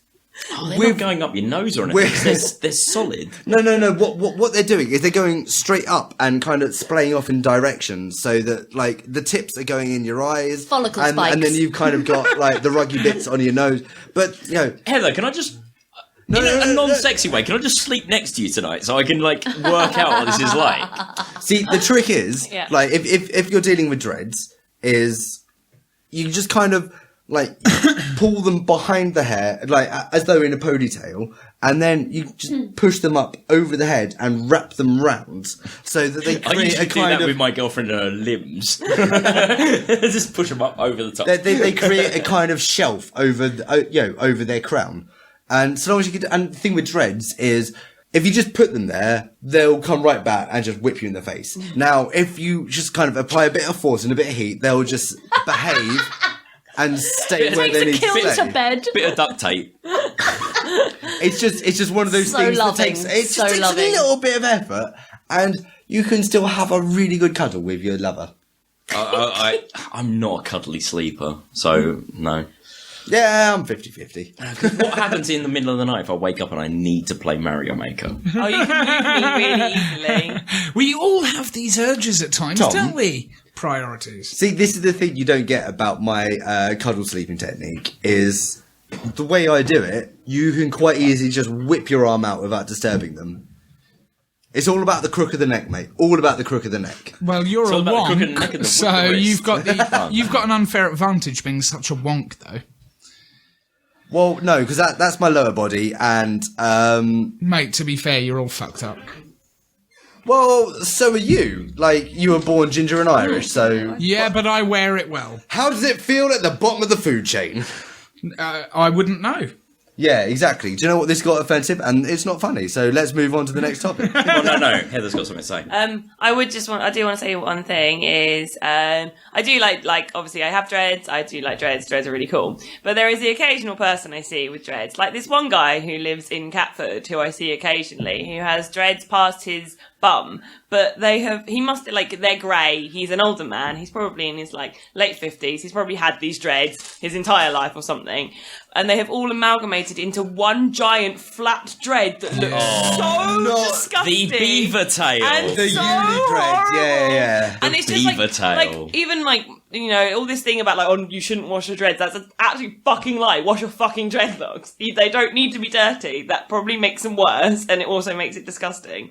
And if you let them connect together, then they'll like be fat, and then you've got more chance of it like not drying in the inside and then rotting. It's disgusting. Don't do it. Yeah. Okay, this is one from the host pot, and it is. Hello, host. It How doesn't you say. Oh no, it does say who it's from, but I want to not have it who it's from. I want to continue that. It may not be who it's from. Anyway, I'll read it. Vague. Snog, marry, or kill. To Brian Blessed, Patrick Stewart, Stephen Fry, or Daz. See, it could be from Daz, or it could be Daz included in that. I like Daz being included in that more than it being from Daz. It's hard to have a snog, marry, kill with 4 people, so I'm Okay, guessing it's from Daz. who was? Yeah, it's from me. Well, read out the options again. Brian Blessed, Patrick Stewart, or Yep. Stephen Fry. Or Darren. Oh, so I'm God. choosing. Really hard. The reason why I picked... Wait, sorry guys. I'm choosing to believe this is a topic that Brian Bless has snuck in there. Sorry, I'm not American. Sneaked in there. So Snoop yeah. Dogg So in there. it is the last 3 options, which is Patrick Stewart, Darren. No, Shut up. suck a bag of dicks. No, I picked No, three he's, of he's our most... purposely making it difficult. Yeah, so let's I keep it picked- difficult. Yes, Yeah. I am. No, Darren's making it difficult. Yeah, I picked 3 of our most beloved, wonderful celebrity characters that you've got to pick for Snog, Marry or Kill. Well, it's probably just as well you picked it because you would lose. 3 lovies, only one's actually gay. I've been goosed. I'm So- going to so go. I'm Bri- going to go with the gay one to marry. Brian Okay, Blessed, so Wait, Stephen wait, wait, wait, Fry, wait, you wait, marry. wait, wait, wait, Stephen wait. Fry. I would say Brian Blessed, Patrick Stewart, Stephen Fry, Snog, Marry, Avoid. I would snog, marry, kill. Brian Blessed. Okay. Oh, is it snog, marry, kill? Kill, Snog, Yeah. Marry, Kill. Oh God. Kill. Yeah, What? kill one of them. I told you I'd make it hard. So, 3 national treasures, and we have to go. Let's just go one at a time for answers. Otherwise, it's going to get well confusing. So, Tom. Oh God. I would have to kill Brian Blessed What? Oh my! because he is my least favourite of 3 very awesome people. That's true. That's true. I'd still blow the fuck out of him.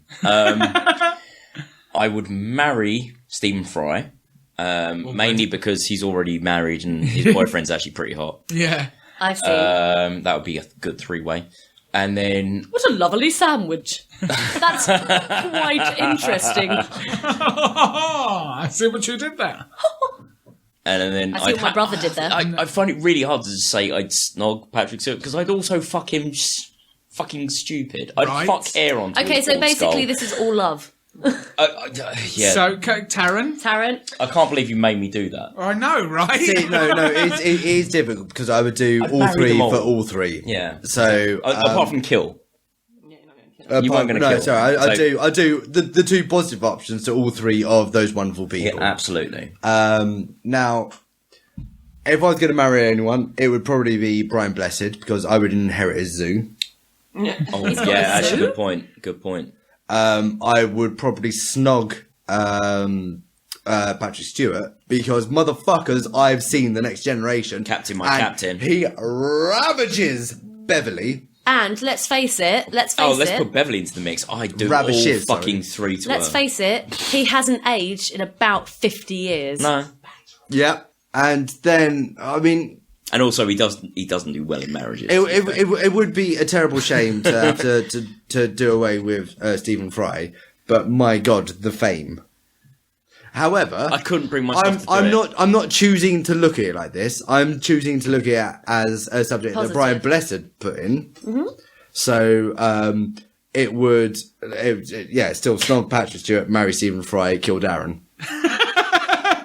Well, fuck you too, buddy. No, to be fair, if that was the options, we'd all kill you. Yeah, no.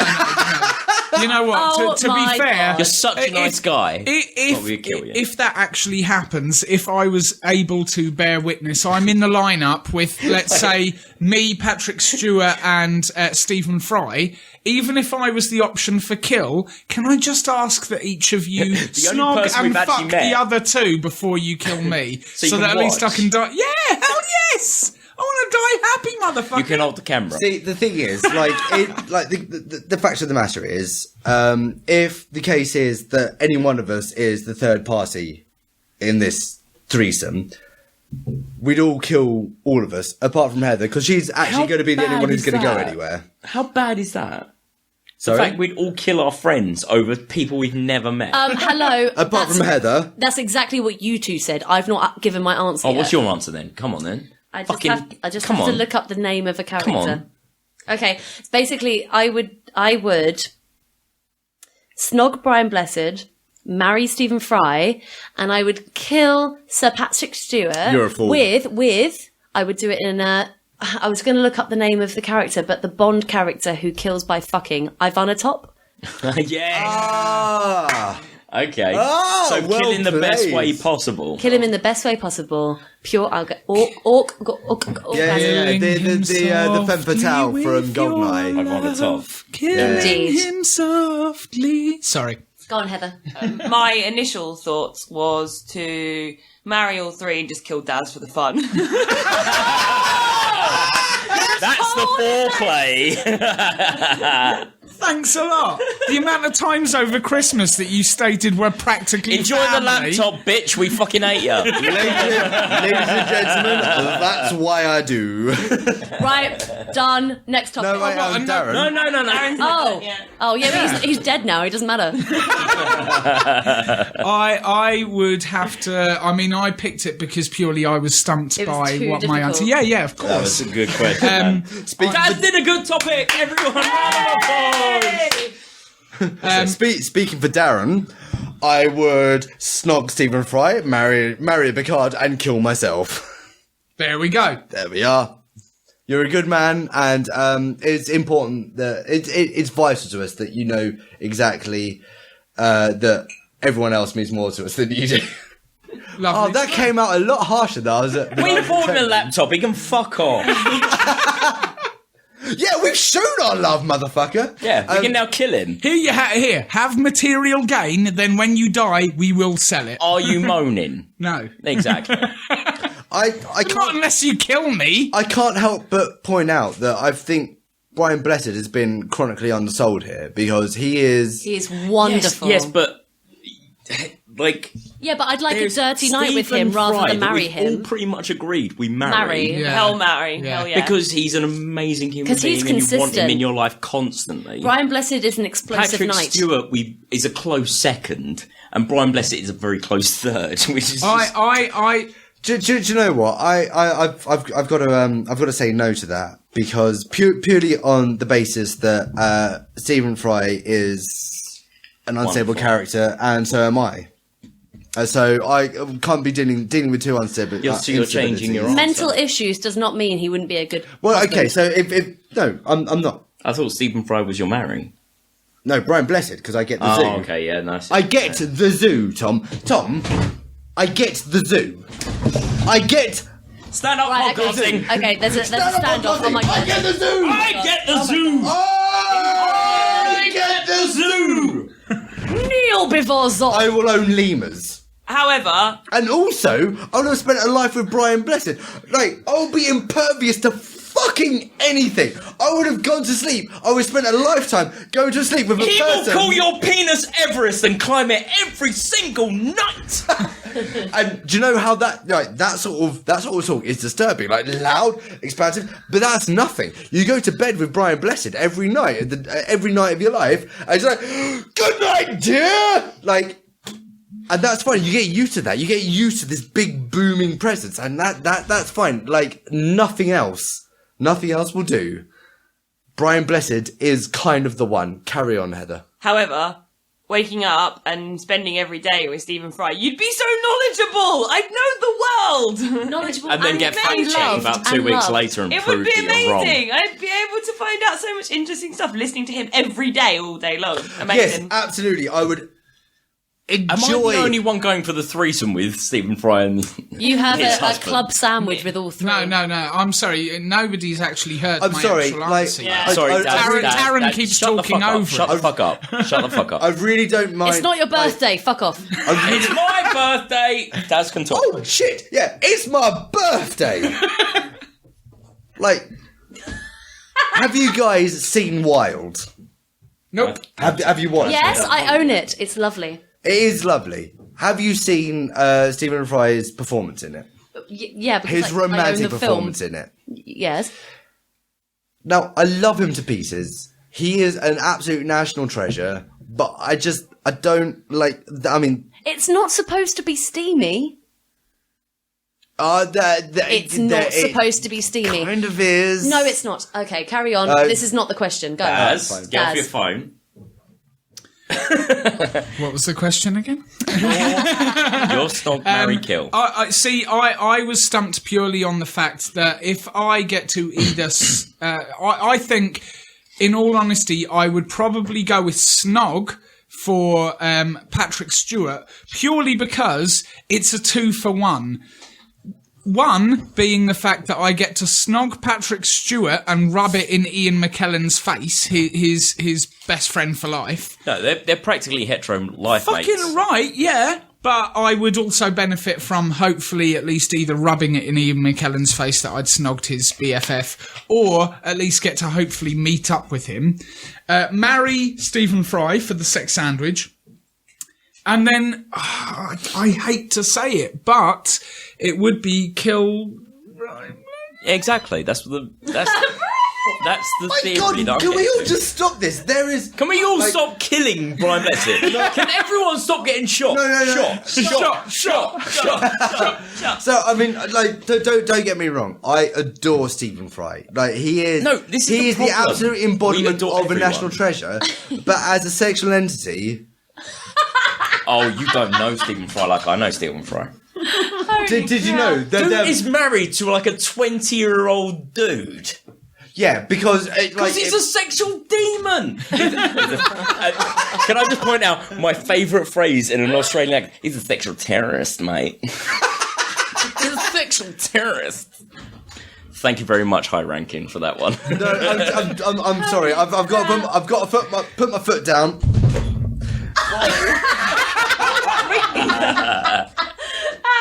Can you tell we're drunk, listeners? As much as I absolutely Tuesday. I absolutely adore Stephen Fry. I think he is the least sexually viable. Not by a huge. All right, Taz, hurry up and put your foot down. Not by a huge margin, but he's the less sexually.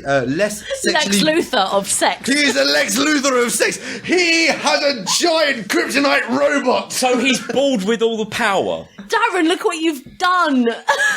Jesus, good question, Dad. Nice one, mate. Ladies and gentlemen, next topic before we finish, because we're running out of time. Who's up? You've not pulled one yet. Yeah, I have. Oh. One from Community Chest with a penny in my mouth. Tom, you're not. Sorry, I've just got to say, it's like, I mean, A, you're all wrong. B, it's my birthday, I'll go on if I want to. If Stephen Fry, Stephen Fry, is he a sir yet? If he's not, it's a fucking travesty. If Stephen Fry ever he listens... might have rejected it. If he ever listens to this, I really apologise. No, he can't be. It's just that... Well, I mean, Patrick Stewart and Brian Blessed. You would. All you right, fucking just sorry. Shut up. I've got Stephen Fry, you know, like, be in my position. I'm a bisexual man. You're a homosexual man. You would. Both of them, you fucking would. And you know it. And I'm really sorry. I want you to go to bed this evening and just think about this question. I love you, Stephen Fry. Okay. There we are. Darren, you history's greatest monster forever asking this question. Shut the fuck up and let me do this next topic. So, history's greatest monster. Thank you very much, Dave, for this next topic.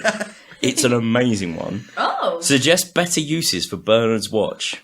That marvellous contraption was utterly wasted on the woeful, unimaginative Bernard. I'm sure you can do better. Oh, is Bernard's watch the one where you can pause stop time. Yeah. Everything freezes apart from you. Yeah. And then you can restart time at your choosing. Right. Oh, man. Number one question. No, answer, sorry. I'm guessing this is Dave Raw as well, by the way. So Really? Thank you very much, Dave. I would write an album. Because that takes a lot of time and effort. Oh, yeah. You're doing productive shit. I like that. Of course. I would Heather. Oh, go on. I could make all of the cosplays and still see Taz.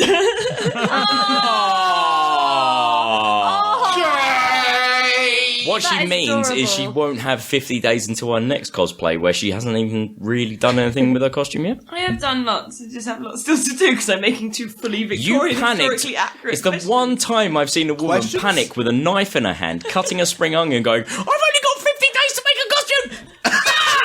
Earlier this evening, sorry. Oh, God. That is a very good thing, though. You would do Be productive so things. productive. I would actually post a link to all the bands that have been played in the podcast so far. And say, by the way, your song's actually been played on a podcast, which actually needs to be done. We need a marketing manager. Don't worry. Oh shit! Thank you, Beth. Sorry. Quick sidebar. Talking about bands that are played in the podcast, like Beth, your track was fantastic. Oh, fuck yeah. Nice save, man. Nice save. I was so gutted. I'm so gutted that also the sound quality came don't out know what really happened badly. I don't know either. But sorry. also, it was Christmas Day that we were trying to organise it, to be fair. I was in a rush editing as well. Actually, I get to mirror Dan last episode in him saying, "Oh, oregano fruit, yeah." That's like I was walking home from Heather's, listening to the last episode of the podcast, trying to kind of write up the Listen notes. to no one here. And Atlas Bound came on, and fuck me, was I surprised. Atlas Bound was fucking amazing. I skipped home to that track. Nice one, Aussie Dan. Seriously. Yeah, thank you very much, Aussie Dan, and thank you very much. Well done, Atlas Bound. Atlas Bound. Yeah. Guys, like you've listened to them. Go have a look. They are well worth it. And if you're ever over in the UK, please come and see us because we'd like to give you a hug and a beer. Oh yeah. And for There'll be fuck's one sake, of these for you. Check out. That's not a poll. Check out. It's Beth. Are you still on Facebook as Beth Ryan? Yeah. I believe I'm Beth Ryan Music. Yeah, but like... I'm BethRyanMusic.com. Check the show notes from last issue. Yeah, just listen to both of them, because they both almost made me cry. They were both very, very good. Like, so close. I can't wait to make you cry. If I had genuine human emotions, I would have been all over the place. This is the problem with Taran. He doesn't listen to lyrics when he listens to music. That was the first time I listened to Beth's track and actually listened to the lyrics carefully. And it's like, oh, that's clever. That's really thoughtful. I wrote it about walking around in London. I understand. I wrote it about walking around in London, lost and at got night. very empty soul, kind of like. Yeah, because London is It inspiring. got very nihilist but... at one point. Oh God, yeah. But this is where I try and save it sometimes, because I don't want to get so Sorry, nihilist guys, that it's my like. foot down again. Ready? I don't want to get so nihilist where it's ultimate goth, because it's ever so depressing. But that was all about London and walking around in the dark, trying to find your way home and feeling comfortable / scared. Yeah. Beth, you should always be ready to surprise people and shock people with nihilism. There's nothing funnier than turning quite around. like nihilism. There's nothing funnier than turning around to someone just out of nowhere and just telling them, I'm the most optimistic. you will be forgotten. It's perfect. I'm the most optimistic, caring you'll be person forgotten. ever, but Fucking don't give I a love shit. to play with that. Yeah. Anyway, sorry. Remind me of the question. Bernard's watch. Right. I could do a huge amount with that. You will be forgotten. Let's fuck with some people. Come on. Or just turn Bernard's watch on and never turn it off. So the world doesn't exist. The world But doesn't do you exist. age at the same No. Yes. No, because Yes. the time stops. What? No, but you don't. Because your time hasn't No, stopped. yeah, but they don't. Let's go with Back to the Future rules with Bernard's watch. You age because you're going through the same So process. you wouldn't want to Okay. stop it for too long, because otherwise then you'd unstop You'd it. be really You'd get old. lonely because you haven't seen anyone for fucking ages. Right, okay. You unstop it This and is then you age Futurama 30 rules. years. Sorry, and you're hang on. fucked then. Oh. Guys, I just want to clear something up with the technicalities of Bernard's watch. Now, Bernard's watch stops time, yes? Yeah. Now, hit the button, time stops. Does it stop entirely? Or are just things moving No, it imperceptibly stops slowly? entirely. I have got a problem with that, because the entire existence of the world is based on the this is a zero gravity thing again. No, wait. The entire existence of the world is based on the transference of energy. Transference of energy equals energy. Energy equals mass. It's mass entropy. equals is energy. So if you stop everything, it just disappears. It's entropy. So it's got to be moving at least very slowly. Never mind. Even Planck left. Never mind the fact that Planck molecules left. of oxygen wouldn't be able to be absorbed into your blood because of the time. Dude, we're getting back onto this fucking anti-gravity thing. Exactly. That was just a point of Zero gravity. a point of being pedantic. Different. I'm being it can't stop entirely, but it can slow it right the fuck down. Now, I could do a lot with Bernard's watch, but I don't think I could do it for, in the time scale of the world, very long, because it would take me a lot to do, and I would die. Because I would assume as you move within the time, you would carry on aging, or do you not? That's what we No, just said. I I'm don't saying think you you do. do. I would say Yeah, you I would. think you I do. think you do. Well, because you're still in flux. You're still. Yeah. Do you know what I would do with Bernard's watch? I'd watch Bernard. I'd watch Bernard's watch start to stop. That would be the first 6 hours. Wicked. So Beth's a paedophile. I, however, would. She'd then follow it up by woof and really finish herself off. Boy turning into a dog. Oh, best of both worlds. So I mean, I would do a lot. Unfortunately, I've got to do a really honest answer here, because I always do, and sometimes I'm not imaginative. Okay. I would Sometimes. stop shit, and I would move places where there are war. Like for instance, I'd go to Syria, and I would kind of just pick bombs out of the air, move them everywhere. I would kind of all the movements of war. But that won't solve anything, no, because people would still drop it. No, see. But could you stop time and then get rid of all of the bombs and guns in the world? It doesn't matter if it would stop anything. I'd be interested to see. Who you could save. Because even if it is moving very slowly and I'm aging the entire time, I would kind of stop time. I would move as they're about to land. I would move bombs away. I'd kind of move do the bullets Flash away. thing. But at the same Yeah, time, that'd you'd be be Flash. but at the same time, I'd also kind of go to where these things are being discussed, and I'd just whip away speeches. I'd throw them away, And I just kind of...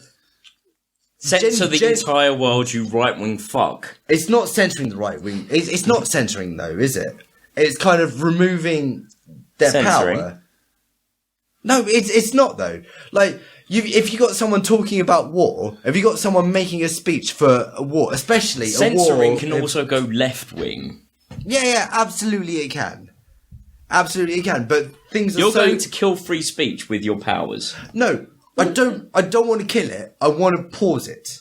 The idea would be kind of to stop time. Yeah, but then you would be by yourself trying to figure it out to tell everyone. Yeah, but your point of view opposed on everyone else. You run a dictatorship. You are a dictator. Bernard's watch. Yeah, you would be a metaphysical In the spanner words of works. George W. Bush, it would be much easier if this world was a dictatorship as long as I was in control. The point... I'm paraphrasing. The point isn't... That is basically what he said. The point of what I would do is... Listen to Cyanotic, it's in one of their tracks. The point of what I want to do isn't to make a point. It is just to do enough to create an artificial... The world you want... Oh my god, you guys are going to have a fallout if you don't let him finish. No, sorry. How does it feel to have other people talk over you? I can see him getting more and more frustrated. Well, yeah, but then by the same token, I don't talk quite as much as you do. Now, the point is to create a very temporary ceasefire.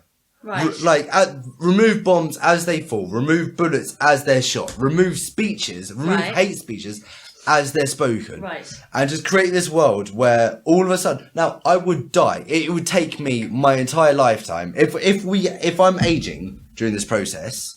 If I'm aging while everything else is standing still, or rather, moving incredibly slowly, it would take my entire lifetime to move around the world and remove as much potential damage as I can and just create this temporary ceasefire. And just leave myself enough life left over to see just what the fuck happens. I'd be really interested in doing that.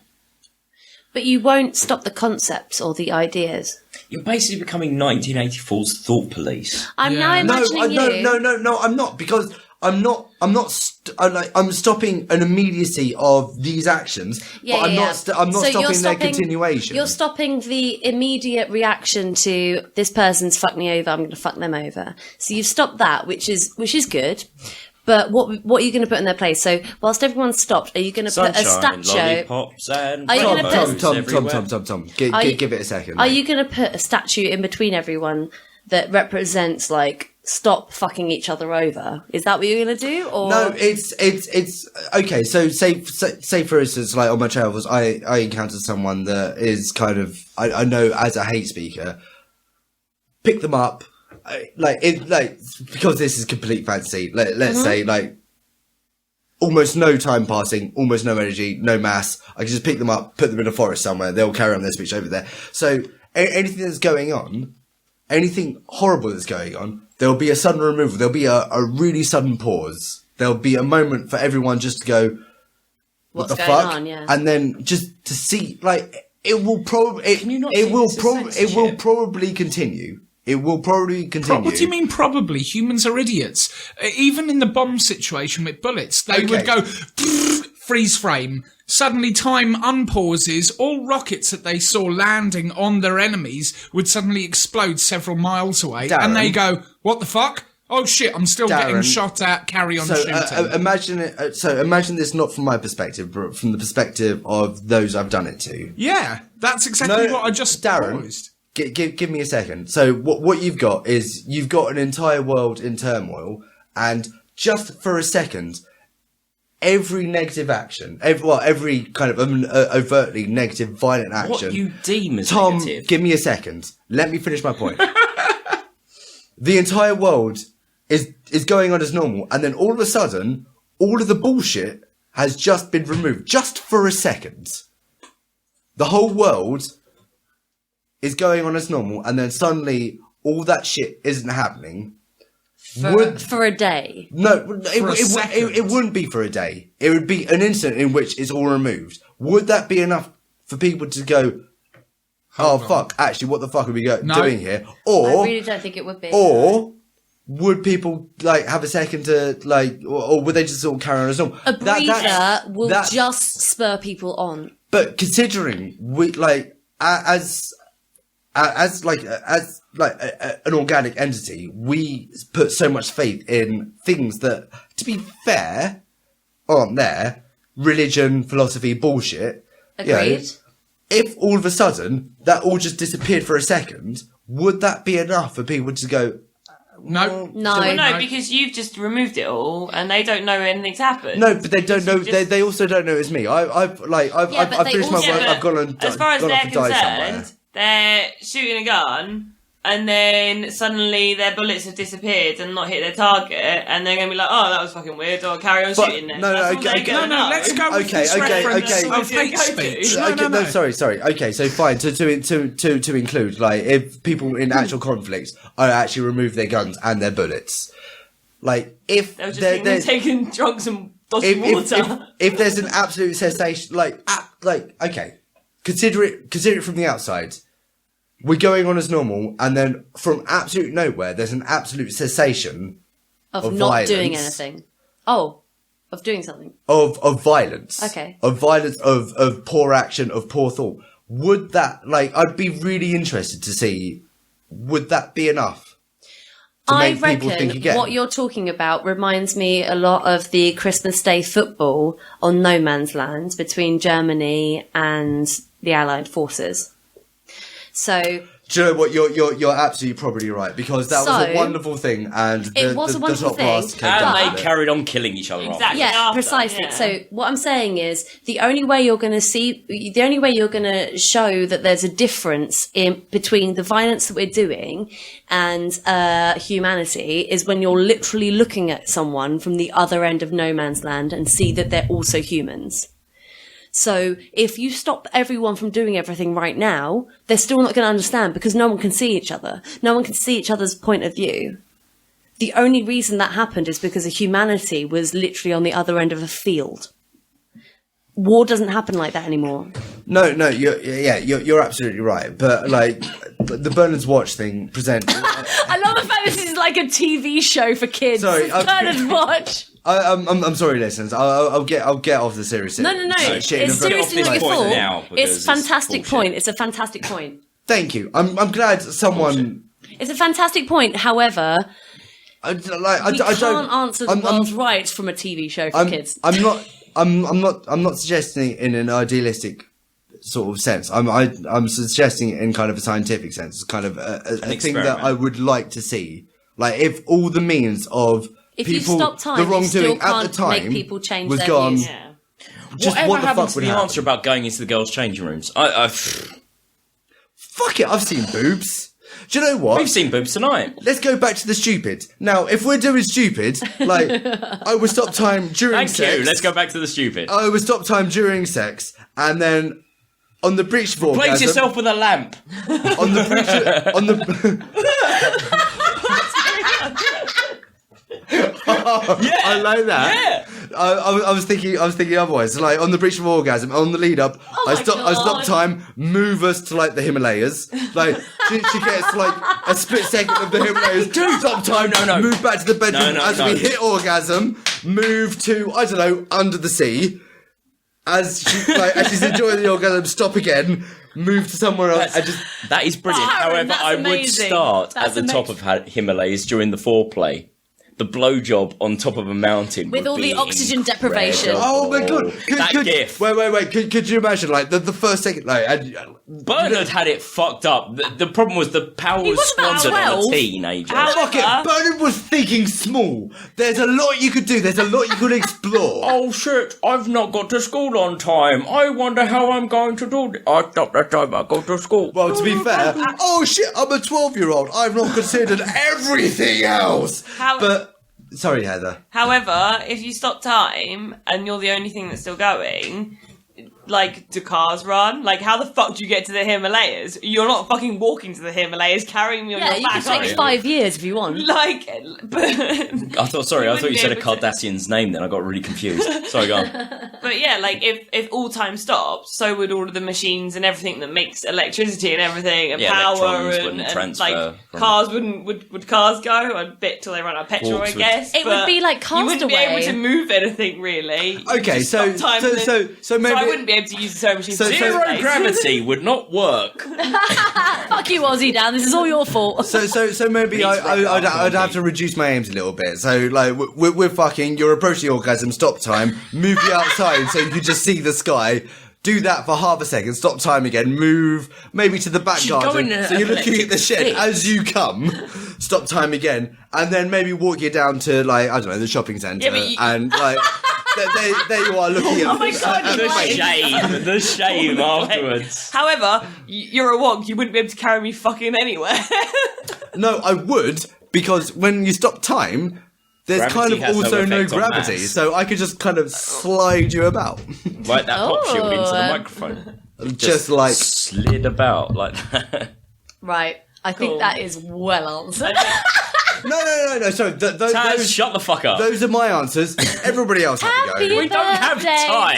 to ya. No, we will do. Happy No, we don't. birthday Yeah, we to do. ya. I love you guys. Bye. I'm trying to think. I did Okay. have an answer for this, but I've lost it because I was so incensed by your argument. Incensed. Yeah, it really was. Well, you I clearly was weren't angry. listening. Clearly, I was angry. You were angry. really Why were angry. you angry? Probably because I kept getting shut up every 10 seconds. Because I had a long argument to make, and you wouldn't let me make it, motherfucker. Anyway, Alright, you Whatever, made it. whatever. It made sense. Then we carry on. guys, you It's my birthday. No. It's my birthday! Carry on talking about it. Do your best. I'm going to start thinking about the theme tune. Go. Okay, Well, good idea. Darren hasn't said anything on this topic. Because he's been on his phone the entire time. Darren, Put down Bernard's your watch, phone. go. Aeroplane mode. Taz was spending the last 20 minutes talking about it. I've legitimately forgotten what the topic was. If you had Bernard's a watch, watch, that's what would you do top-timed- with Bernard's it? watch, right, yeah. Dunno, I did have an answer, I've forgotten. I would literally get all my shit done because I could spend all my free time hanging out with my friends, apart from Taran, and playing video games. Simple answer, I'd probably fuck with people. Somebody's about to get a hole in one, I'd pause it at the last moment, it's about to fall into the hole. Pause, move it ever so slightly. Someone's about to make out with a girl for the very first time. Just move his head about 3 inches up So he and her misses. 3 inches So his down. tongue they goes just right go, up his nose. Up her How nose. dare you? Yeah. I said I'd go write an album. You guys are fucking with people in arcades. Hey, What I the said I was fuck? going to do Motherfucker, my cosplay so I if- could see my boyfriend more. If I could stop Precisely, if I which could is stop fucking time, beautiful. I'd dismantle the doors in your flat and make another hole in your room. He's trying to think. In all honesty, something useful out of having Bernard's watch. I don't know. I'd probably freeze time just to build something stupidly audacious to the point where when time unfreezes, suddenly there is just this whole new statue building. a giant something, penis. A giant in the penis. middle of Trafalgar Square. Like a giant, whatever it is. Nelson's column and Daz's column. It would be just something that within the split second that people come back to reality, they go, what? That would be it. Cool. Maybe that's how what the blue cock on the fourth pillar in Trafalgar Square. Do you remember when they were in Trafalgar Square? Yes, the blue cock. The Yeah, blue we all cock know that the blue appeared cock. on the fourth Yeah. pillar. Chicken. Maybe that's what I don't know happened. about Blue this. cock What's this blue Basically, There was the a fourth pillar giant, like cock for a as in whole chicken year. cock. Yeah. The fourth pillar in Trafalgar Rooster. Square was whatever anyone wanted to perform or like to Yeah, like yeah. put up. Blah, blah, blah, blah. So like it was a statue of a paraplegic artist for a very long time, Yeah. and then people performed on it, and then for a long time it was a don't know ship, how you and then didn't for a notice long this. time it was a blue cock. There was a blue chicken. Now I Giant wonder. blue cock. Now I wonder if that was just put there by Bernard? by Have you seen Bernard. what's there at the moment? The really cool skeleton-y thing that's there at the moment. It's fucking awesome. What? It's a cool, like, skeleton-y, like, I think it's like a skeleton horse or something like that, I think. Call Oh yourself my a god. god! Well, let's. Well, okay. I was going to sleep here tonight, but maybe I want to take the Sleep in Trafalgar Sleep Square. underneath the Well, crazy no, because skeleton like horse. It's a night bus. all night Yeah. buses go to Trafalgar Square, so maybe I just want to go to Trafalgar Square and just have a look at it. Don't tell me stay about here and cuddle skeletons. me. Oh, okay. No, I'm sleeping next to. I need to experience dreadlocks. You can all experience my dreadlocks tonight, it's fine. I'll sleep with Are you Wow. experienced? Okay, so, ladies and gentlemen, we need to wrap this shit up. Are we going to do one more topic or just No, we're wrap good. it up. Okay, what are we going to wrap it up with? Some Taz has music? been thinking or? of music. He's been trying to go through some things. I'm sorry, I've not really reached anything of any worth, but we could probably try Old Lang Syne in porn noises. I like that. Tennis noises as well. Cool. We've all get back from the mic. I'll be Serena Williams. Can you all join hands and then do a proper Old Lang Syne? You got to do cross. Yeah. Stop moving the mics. Taz, put your phone down. I wasn't. Cross your arms. Not You got to you. cross your arms. Do it properly, man. So everyone's in an Old Lang Syne pose apart from me because I'm holding a phone.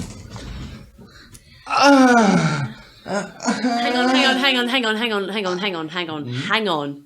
I've got Kumbaya in my head, and that's not right.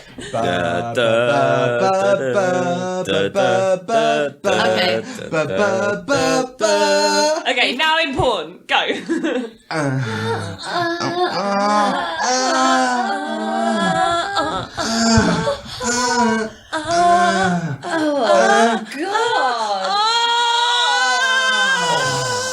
Sherry, not now, darling. Wait till the climax. Share and tell a friend about this lovely podcast. Our website is pottopicpodcast.com. Sign up to our newsletter. I've now appointed a new Ministry of Marketing, so they can do that. Our Twitter is @pottopicpodcast.com. Daz looks very scared. Search Pot Topic Podcast on Facebook and Tumblr.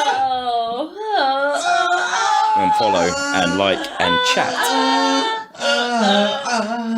Our Instagram account is @PotTopicPodcast.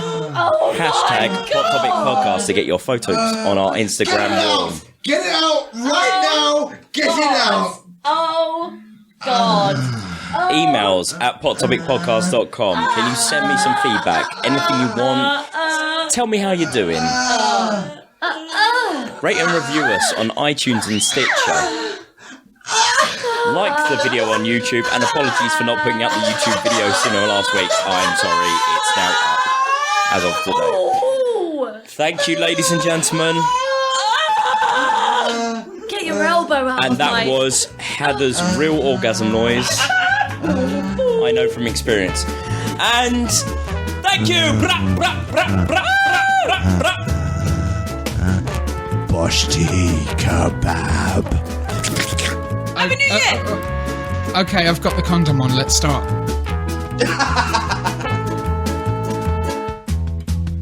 Music used in this episode was Meatball Parade by Kevin MacLeod of Compotech.com. It's licensed under Creative Commons by Attribution 3.0. Please see the MP3 comment tag or show notes on pottopicpodcast.com for more information. Was that where they are? On to the next one. Right, is the whiskey on hand? It is. Wicked. It's alright.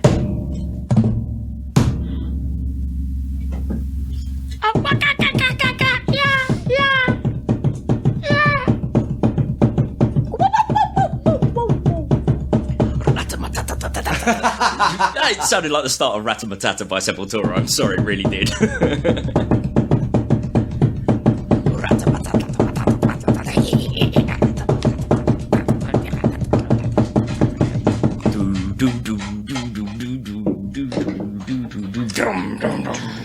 I wanted to make her sound like Abe's Odyssey, but I don't know how to make that noise. Oh, I think I know what you mean. That little, like, squawky. Which is an actual animal that's in the jungle, but I can't remember. They fart. Right, is everyone done They knocking do. the table, done Yeah, cock stains? I've got it out of my system. Pee break. Oh, God. Jesus fucking Christ. I can't believe you talked about playing with anal beads. Mum listens to this. No, she don't. No, she don't. She's got a lot of retired time on her hands. Please tell me you're not recording still. Oh, no. Yep. They don't ever stop, love. They don't.